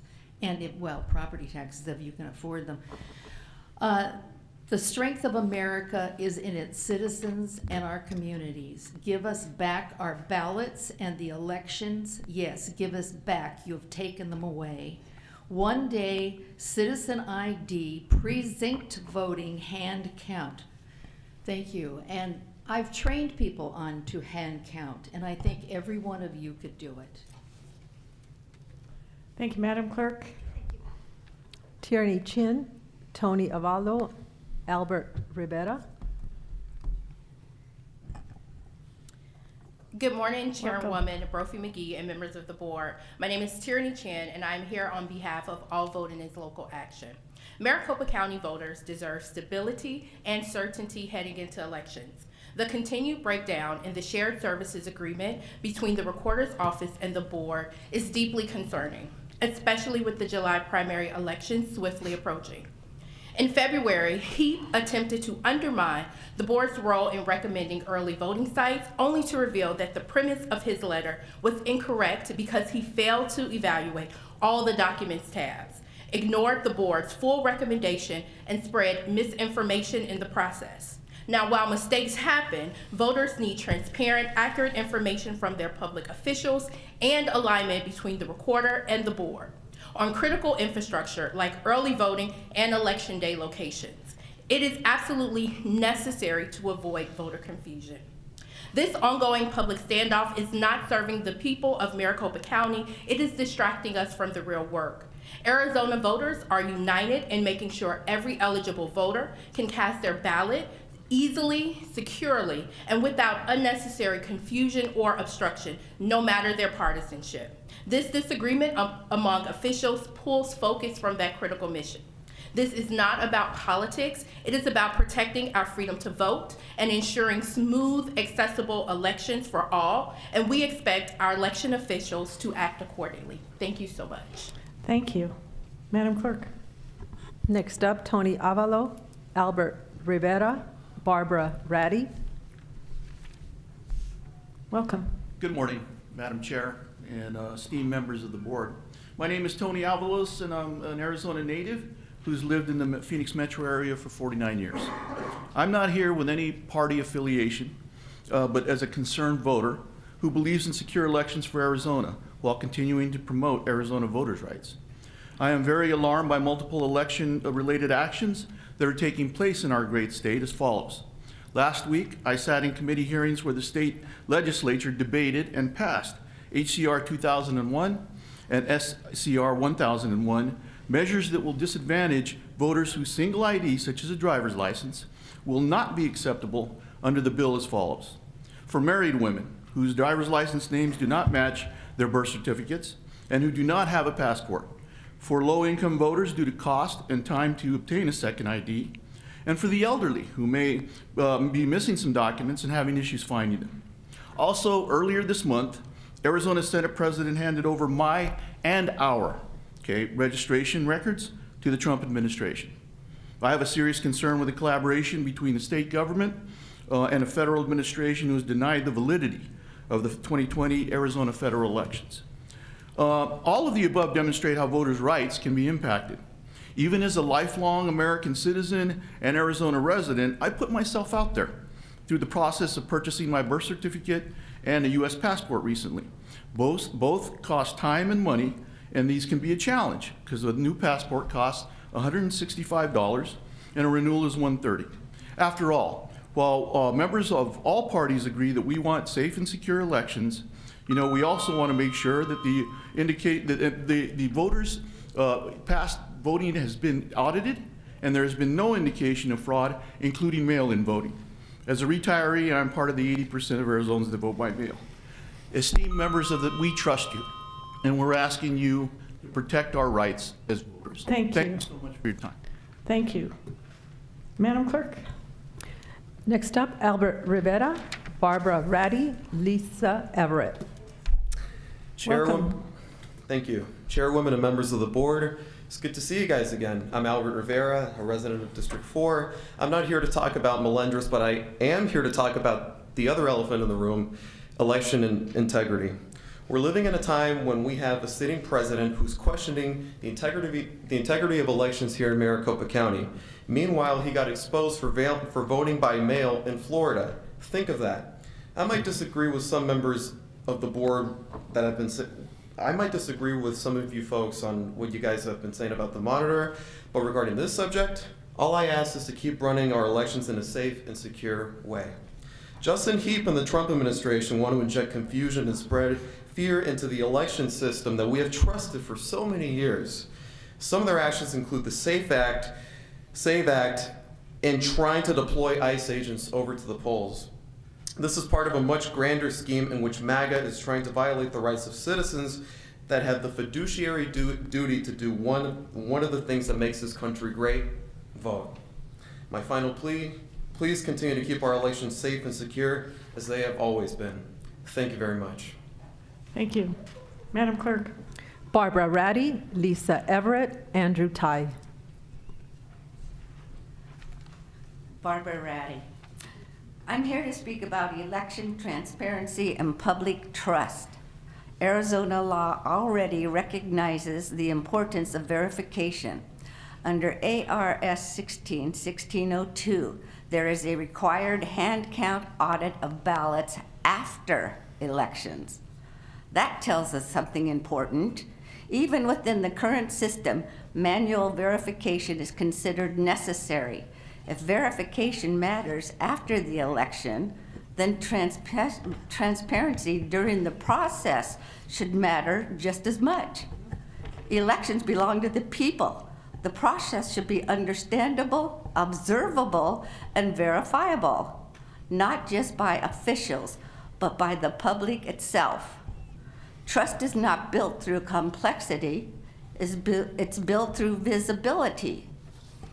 Regarding public trust, how can we trust machines that are mandated to be tested and certified when there is not one company in the U.S.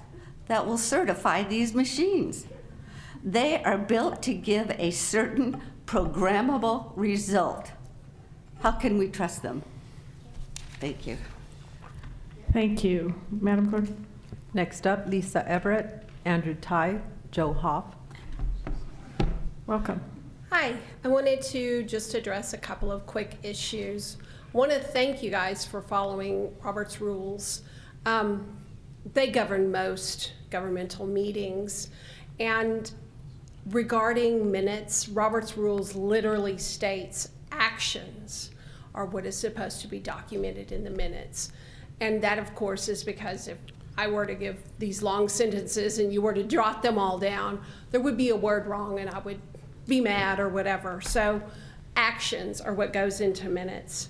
And I wanted to address something that I've heard talked about many times in this room by people other than yourselves regarding hand count, because I know there's a big push in our county for hand counting ballots. And it does work on some small levels, it really does. But I will tell you, there was a county in the state of Texas that decided they wanted to hand count this last primary election. I believe it was in February. And I reached out to them to get some feedback on how it went. And the email response from the elections administrator was, this is truly not something I would wish on my worst enemy. It has been a terrible experience. I received my last precinct results at 3 p.m. on Wednesday, but it's forcing the precinct-based voting, which is causing the problem. Then I had to take all of the returns for each precinct and tally them and get the totals to reporting. I didn't get to submit them by 6 p.m. We had to work through the night. I worked 36 hours straight. Our Republican Party chair had no idea what she was getting into. The tally teams got up and walked out in the middle of the night due to exhaustion. We had little to no training for our judges, and the countywide polling since 2013 has plenty of machines to cover our precincts. I'm not sure why. Thank you. Madam Clerk. Next up, Andrew Ty, Joe Hoff, Roger Mabe.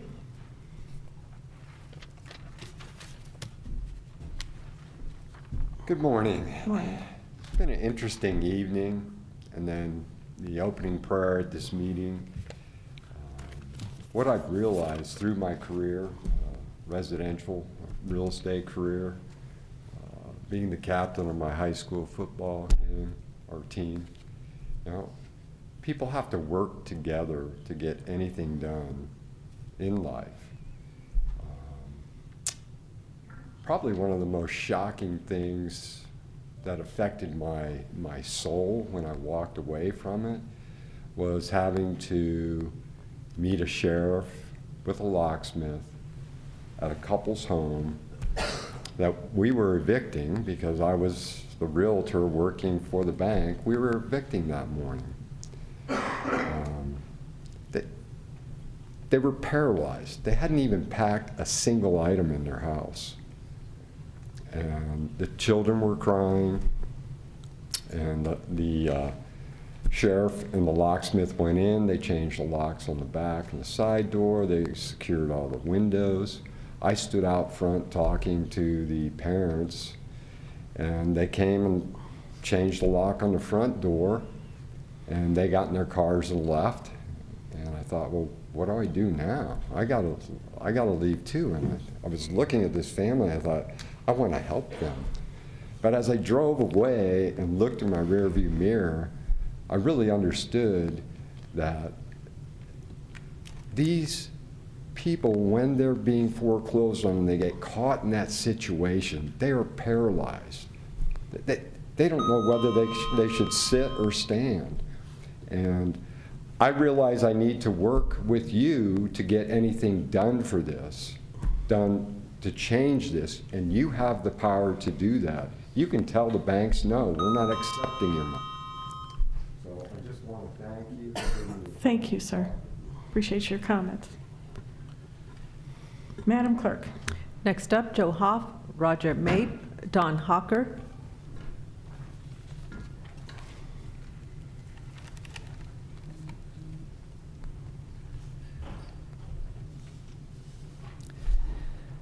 For the record, at the last meeting 14 days ago, I was interrupted multiple times and asked to provide a binary response, whether I was for or against an item.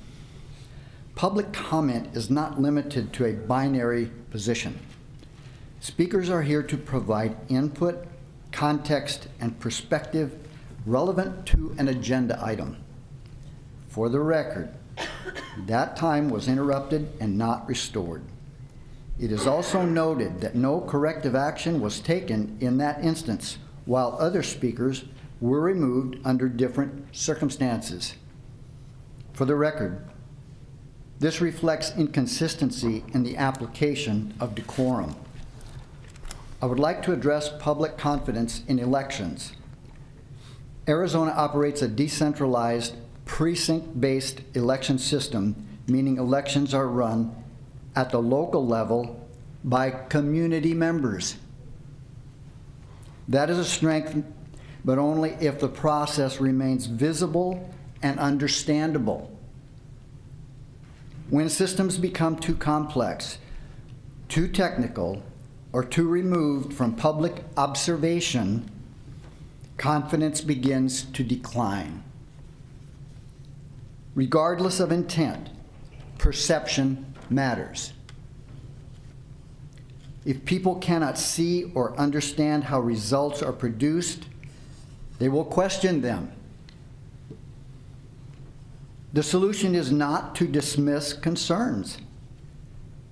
It is to increase transparency and accessibility. Thank you. Thank you, sir. Madam Clerk? Roger May, Don Hawker, Diana Jones Pickrell.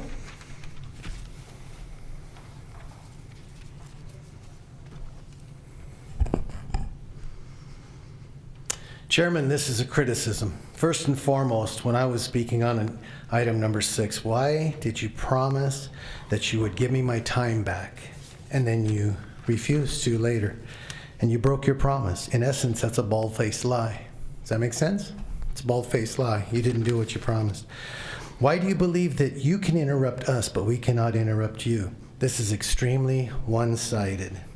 Your unfairness and your unprofessional behavior proves you really are a hypocrite when it comes to being a public servant. I've talked about this before. I'm holding an Arizona Superior Court letter. It's dated 3/11/26. The court accuses this Board of Supervisors of engaging in shenanigans and gamesmanship. As you know, this board is under investigation by the FBI for election fraud. The citizens of this county are very disappointed that you are not acting on the behalf of the people. It's unbelievable. In Senate hearing, John Kennedy, he's reading from this book we've been talking about, All Boys Aren't Blue. This book is still in your minors section. Kennedy quotes from the book, "I put some lube on and got him on his knees, and I began to slide into him from behind. I pulled out of him and kissed him while he masturbated. He asked me to turn over while he slipped a condom on himself. This was my ass, and I was struggling to imagine someone inside of me. He got on top of me, slowly inserted himself into me, and it is the worst pain I had ever felt in my life. Eventually, I felt some pleasure and pain." Get these books out of our library. It's in the minors section. Do I need a chalkboard or something? Madam Clerk? Don Hawker, Diana Jones Pickrell, Tom Arnold. Mr. Hawker?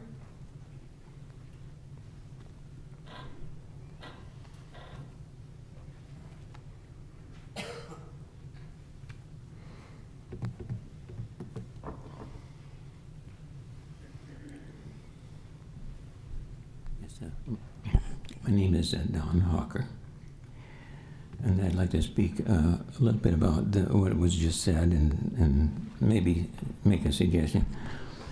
Decades ago, the Supreme Court ruled that the First Amendment protection could be inapplicable for pornography depending on local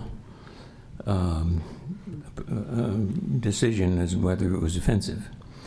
And sometimes public authorities are not aware of this decision and fear First Amendment to remove these kinds of filth from the library. state, county, and library elected board and process for the public to complain, what I feel would be appropriate would be a board that would provide a process for the public to complain, review, and discuss, and have representatives vote for the assessment of the public judgment of the offensive nature, which is found in a book, which would be reviewed in all public removed from all public libraries in Arizona, and violations have criminal penalties for appropriate violations. To provide effective implementation of that Supreme Court decision on pornographic exception to the First Amendment. Thank you. Thank you, Madam Clerk. Next up, Diana Jones Pickrell, Tom Arnold, Roger Pickrell. Chairman, members of the board, I have several different statements to make. First, we are not a democracy. We are not a democracy, we are a republic. Second, we wouldn't be fighting this stupid thing about the elections if the previous board and the previous recorder hadn't taken heaps duties away from him before he even got in office. Third, about married women not being able to vote. I'm 75 years old. My birth certificate said Smith when I was born. I had it with me when I came to this state in 2013. I was a Moor for 45 and a half years before I lost my husband. I am now a pickerel. My driver's license says pickerel. My voter registration card says pickerel. So there is nothing taking my voting right away under this SAVE Act. Next, 2 weeks ago, you had a proclamation for the Public Defense Recognition Week. This month is National Women's History Month, and you guys have said nothing about it. As somebody who spent 20 years in the Air Force Reserves and was the first female to go through C5 Loadmaster School, I find this insulting. It's insulting to Sally Ride, our first female astronaut. It's insulting to Pam Barnes and Myra Sands, who were the first women to go into the test program for 141 Loadmaster program. And it's an insult to Martha McSally for being our senator and being an A-10 pilot. Thank you, Madam Clerk. Tom Arnold, Roger Pickrell, Leslie Shepard.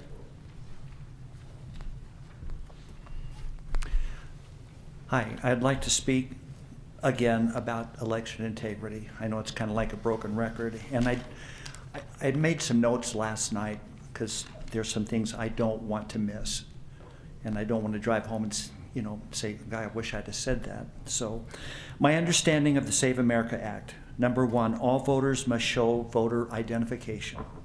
2, all voters must show proof of citizenship in order to vote. 3, no mail-in ballots except for illness, disability, military, or travel. 4, no men in women's sports. 5, no transgender mutilation surgery for children.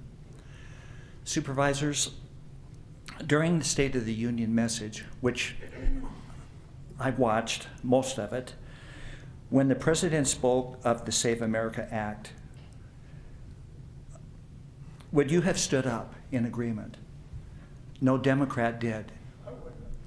Excuse me.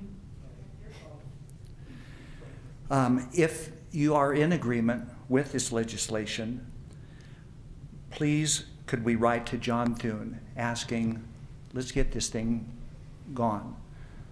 And to Mark Kelly and Ruben Gallego, which I'm sure if they didn't stand up, they probably are not in agreement with the Save America Act. And if they're not, give us an explanation why, so we can understand. And if you're in agreement, you and all of us here, we need to speak in our circles of friends regarding the passage of this act so they can contact their senators. And supervisors, when you're in your get-togethers, can this issue be discussed? Your constituents will hopefully heed your words. Thank you. Thank you, Madam Clerk. Next up, Roger Pickrell, Leslie Shepherd, last speaker, Veronica Corcoran. 2 minutes. Where do you begin? Thank you, Madam Chair, supervisors. I know that this is a celebrative approach to Palm Sunday. This is Passion Week, going to be celebrated next by another celebrative week that we're going to be remembering our Lord and Savior on a resurrection of what he gave us at the cross. Having said that, respect is what I got from my Lord when he said, I have taken the price for all of you. When he served us, I look at servitude, like in the military, like in community, and like in family. I look at this board as I try to do a word that I use quite frequently called retrospect. And I say that because when I give respect, I have a form of understanding that I may get that in return. And my dad taught me that. He said, if you want trust, you got to earn it. And I want to earn that today in this point. And I've had other things I wanted to bring about, but I need to understand when there's a time frame in a protocol that when I come up, I get that time frame to be used on a time clock. It didn't happen today, and I'm afraid it kind of irritated me, and I want to be able to at least briefly make a point. Thank you, Debbie, for bringing that point of acknowledgement on my statement of my question. I just want an opportunity like Roger May and myself to have separate 2-minute spans. That was really kind of unnecessary. Apologize for having to bring it up. Thank you, Madam Clerk. Leslie Shepherd, Veronica Corcoran.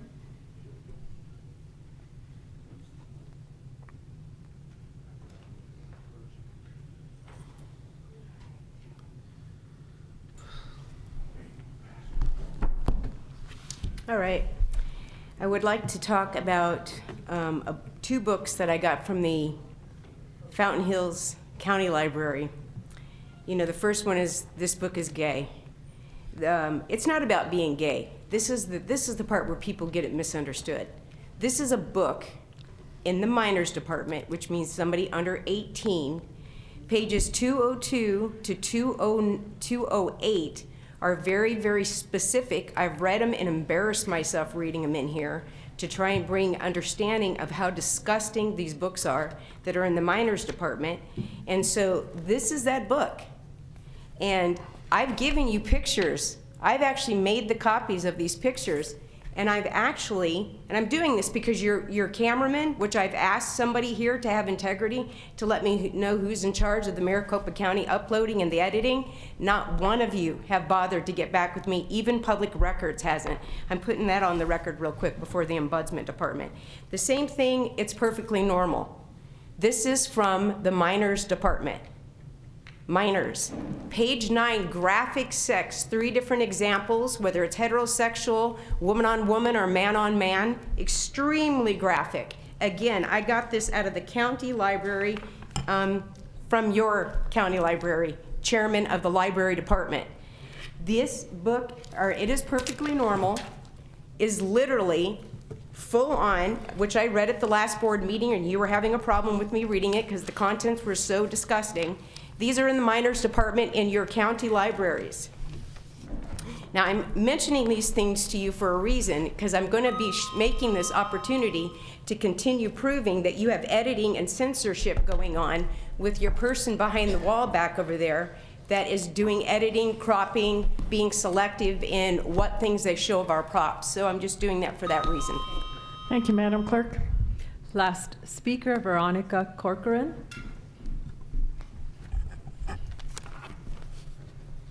Welcome. Please state your name for the record. Veronica Corcoran. I want to thank you for replying to my email regarding election system security issue that I addressed last time, and I'm sorry for not replying yet. I was simply too busy with my civic duties campaigning for my legislative district. In the spirit of public awareness, I need to address you, Madam Chair, because last week I saw you throw out a lady for no reason but for being passionate in her complaint. And she did absolutely nothing wrong. She's a wonderful, God-fearing woman, and her mistreatment caused that young man who you threw out today to be very upset, which honestly I appreciate that we have young standing men standing for the truth, young men. And that young man spoke the truth last time, because it's sheriff duty to arrest any public official who dare to sexually abuse a minor child. And it is a factual truth that this is happening, like we see the evidence every time we are here. In the last meeting, I saw you, Madam Chair, apologizing to your board members about your constituents being upset. But you said right there from your chair that you don't mean to apologize about child sexual exploitation in our public schools. This is like, that showed that you, Madam Chair, worry more about being criticized by your constituents than molestation of innocent little children. Excuse me, Madam Chair, but that makes you questionable and a rotten human. And you know what? We love our children, Madam Chair, and we want to protect them of their God-given innocence. You not only owe us an apology, but you owe to all the board and everybody else, and I question if you're even capable to run this kind of a meeting.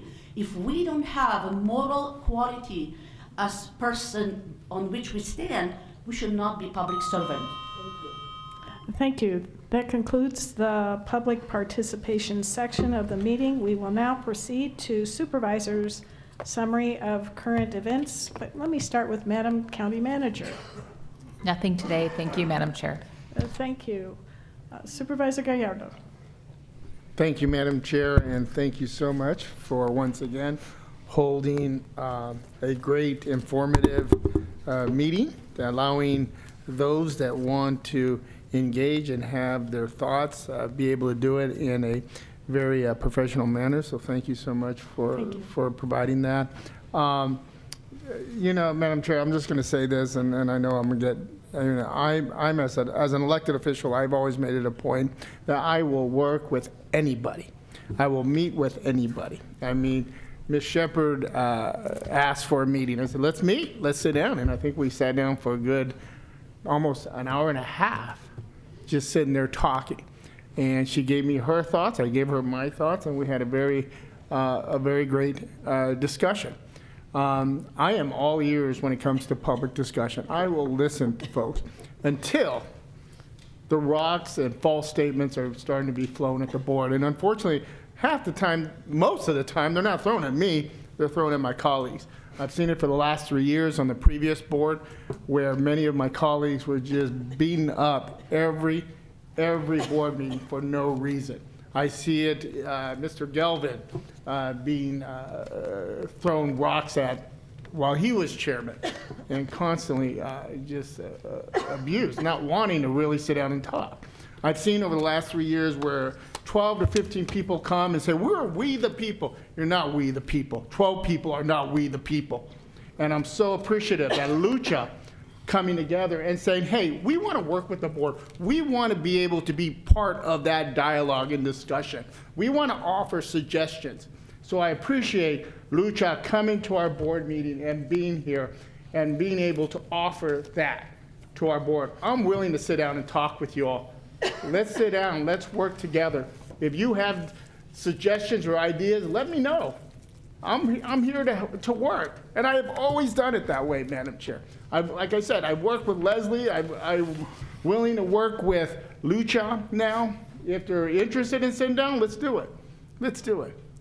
But I hate this name calling every board meeting. You know, no one on this board is a terrible human.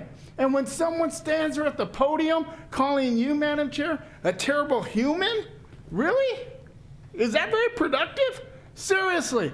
And then they come out They insult and then they all leave. Thank you, Lucha, for sticking around and hearing the entire board meeting instead of just insulting and leaving. It's terrible, Madam Chair. And again, I'm not the one being yelled at. I'm not. Let's be honest, I'm not. It's my 4 colleagues that don't deserve it. They don't. These are honorable folks. We don't agree on everything, but they are honorable elected officials that are doing what they believe is right for their constituency and the people here in Maricopa County. And when I see it time in and time, and this has been going on for like 3 years, every member on this board has been yelled at, insulted for no reason. Not once have you guys ever said, hey, let's sit down and talk and let's come up with a dialogue. Let's exchange ideas. It's just nothing but insults, insults, and insults. That's all I hear. So with that, Madam Chair, I'm sorry. Thank you all for coming now. Thank you, Lucha. I look forward to sitting down and talking. And thank you, Madam Chair, for another great board meeting. Thank you, Supervisor Gallardo. Supervisor Stewart. Thank you, Madam Chair. It's been a good couple weeks. District 1's been out in the community on a regular basis. I was lucky enough to go on a ride-along with one of our sheriff deputies in District 1, and that was an eye-opening experience for a number of reasons. I think I recognize the great work that the men and women are doing of the Sheriff's Department. I think what's interesting is they all know about the Melendrez case, right? They all understand the importance of the progress that's been made with our Sheriff's Department. It is a constitutional police force, and I'm proud of the work that they're doing. You know, I attended the Melendrez hearing a couple weeks ago, and we have gone from, well, I'll just say 0 to 99 in the matter of, it's been 15 years. And I see these hearings, and it gets so bogged down in some of the minutia from, and I don't want to get into the weeds here, but it gets really finite, and it's something that is costing the taxpayer a tremendous amount of money for something that has gone a long way in becoming a better police force. And, you know, frankly, I'm grateful to Judge Snow and the orders that he put into place for our Sheriff's Department to get us to where we are today.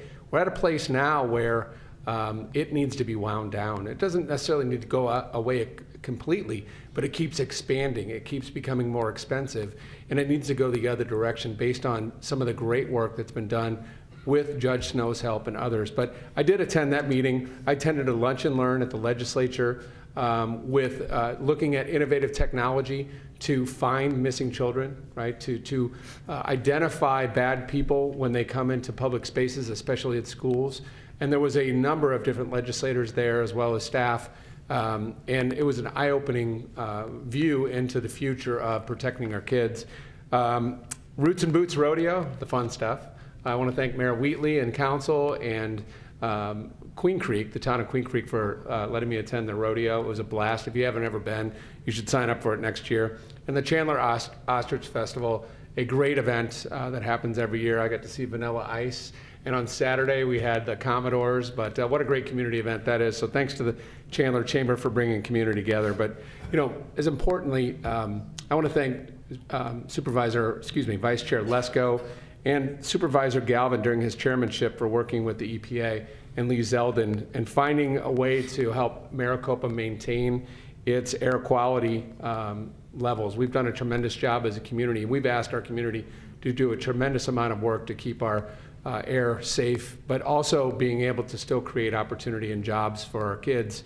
And I want to thank them for the work that they did with that to get us that attainment ruling.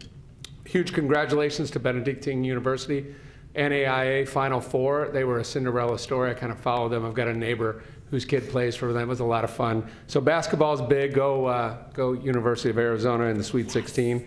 And we won't meet again until after Easter. So I want to wish everyone a happy Easter coming up. Thank you, Madam Chair. Thank you, Mr. Stewart. Mr. Galvin? No, thank you. No comments? Vice Chair Lesko? Thank you very much, Madam Chair. First of all, I want to thank all the people that come and give comments today. And I also want to thank our staff. I think they answered the questions very well that the audience had. Someone brought up, I think it was Mrs. Pickerel, brought up about National Women History Month. It is a great month. And especially since I'm a woman, so I think it's pretty, I think it's pretty darn important. And when I was in Congress, I actually co-sponsored and voted for legislation at the federal level that would create a Smithsonian American Women History Museum on the National Mall. And I think that's very important that we do that, because there's a lot of women in history that did a lot of great things. Now I want to pivot to what I've been doing the last couple weeks, and I sponsored and hosted a homelessness and panhandling town hall in Sun City. We invited folks from the entire area. It was very informative. I want to thank our Maricopa County Attorney, Rachel Mitchell, who joined us, and the Undersheriff, Maricopa County Sheriff's Office, Mr. Gentry, who joined us, and also Marcy, who's sitting up here in the front, one of our staff members, and Darcy, who's also sitting here. Marcy and Darcy, we got a good laugh from all the Sun City folks. I thought that was very amusing that your names rhymed. And but it was great. We had a half-an-hour presentation on what can and cannot be done legally on panhandling, and also what can be done for the homeless situation. And then we had a half an hour of questions and answers. It was very successful. We had about 400 people that showed up, and very successful. Thank you to the staff for that. I also was on a panel with the Congressional Western Caucus, where I talked about how federal issues interconnect with county issues. And so it was a great event, and actually hopefully got some help for our park system, because there was a woman there from the Department of Interior that was listening, and we had some problem that we're trying to resolve with the parks. And so hopefully I connected our staff with her, so hopefully we can get a resolution. I also went to a Sun City Club meeting. And then last week I went to the Elections Department all hands meeting, which is like a celebration of all the elections workers. We have a bunch of election workers that work here in the county, and I appreciate them.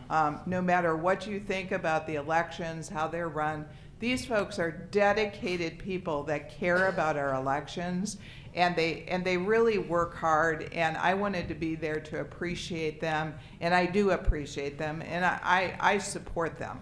And so sometimes people that don't really know all the ins and outs of what's going on in the election system and don't know what the state laws are, they unfairly criticize our election workers. And I really, I've been in a lot of different roles, state level, federal level, and now at the county level. And the people themselves that work, good, hard workers, they really care about running safe, secure, and have election integrity in mind. And I know they're going to do a good job in 2026 as well. But, we've got to make sure that everything's done right, and that's our role here. I also went to the Sun City Grand Club, a great group of people, over 200 people showed up there. I gave a proclamation to Pastor Ben Leonard, who has a church on the green in Sun City West, and he does a lot of stuff in the community. I think they spend $30,000 a month they donate to mission work out in the communities. And wow, that's really working in the communities, and so I was happy to be there. I went to the Luke Air Show and got to talk to our General Birkeland over there, the airmen and airwomen that are Luke Air Force Base, and it was really hot, really hot. But it was great to see. We had the Blue Angels and the Thunderbirds, showing our military force and their acrobats with planes. And then last night, I went to the Rotary Club of Surprise in Sun City West and talked to those great people. So it's been a great couple of weeks. And I also say, have a blessed Easter to all of you. Thank you, Vice Chair Lesko. I promise I'll make my comments brief. I started my training in public service many years ago under a neighborhood leader named Betty Bellinger, who had a big plaque on her wall saying, "Well-behaved women never make history." So there you are. I wanted to remind supervisors that out in the lobby there's environmental services stormwater pollution prevention poster contest. And each of you has contestants, and each of you, your contestants have artwork. Please vote on it. And then we'll get to see down the road who wins. Supervisor Galvin scooped us on this because he knew about it. I didn't know about it last year, but please stop by and cast your vote. Very quickly, I wanted to talk about next month as National County Government Month. The Arizona Constitution and statutes establish county governments to implement state policies and programs at the regional level, and those implementation efforts are overseen by locally elected county officials in order to promote effective, responsive constituent services. Maricopa County and others, there are 14 other counties, provide an essential role in keeping communities safe, deploying emergency response, building infrastructure, conducting secure elections, promoting public health and welfare, supporting community and economic development, and strengthening resilience. And I wanted our supervisors to be aware of this. I tell my friend Helen Purcell, I came late to county government. I absolutely love it. I love the people that work here and the efforts that they put forward, which you have seen on display here. I'm semi-acclimating to the role of Snidely Whiplash. That's very dated, but being a terrible human being, what I'm focused on and what I was happy to see happen today was people coming forward, not so much invested in their 2 minutes, I guess some were, but to ask questions. What is this item? How much does it cost? How did we get there? Did the public have input? And I really want to compliment our staff for coming forward and answering those questions. And so to me, it was not so much a function of time, and I want to talk for 2 minutes and leave. We need to hear from you what your concerns are. There were some very, very good questions asked today, and some that were, but at least people are trying to focus their comments, not swear, not scream, not yell, and I really, really appreciate that because you always learn, or at least I do.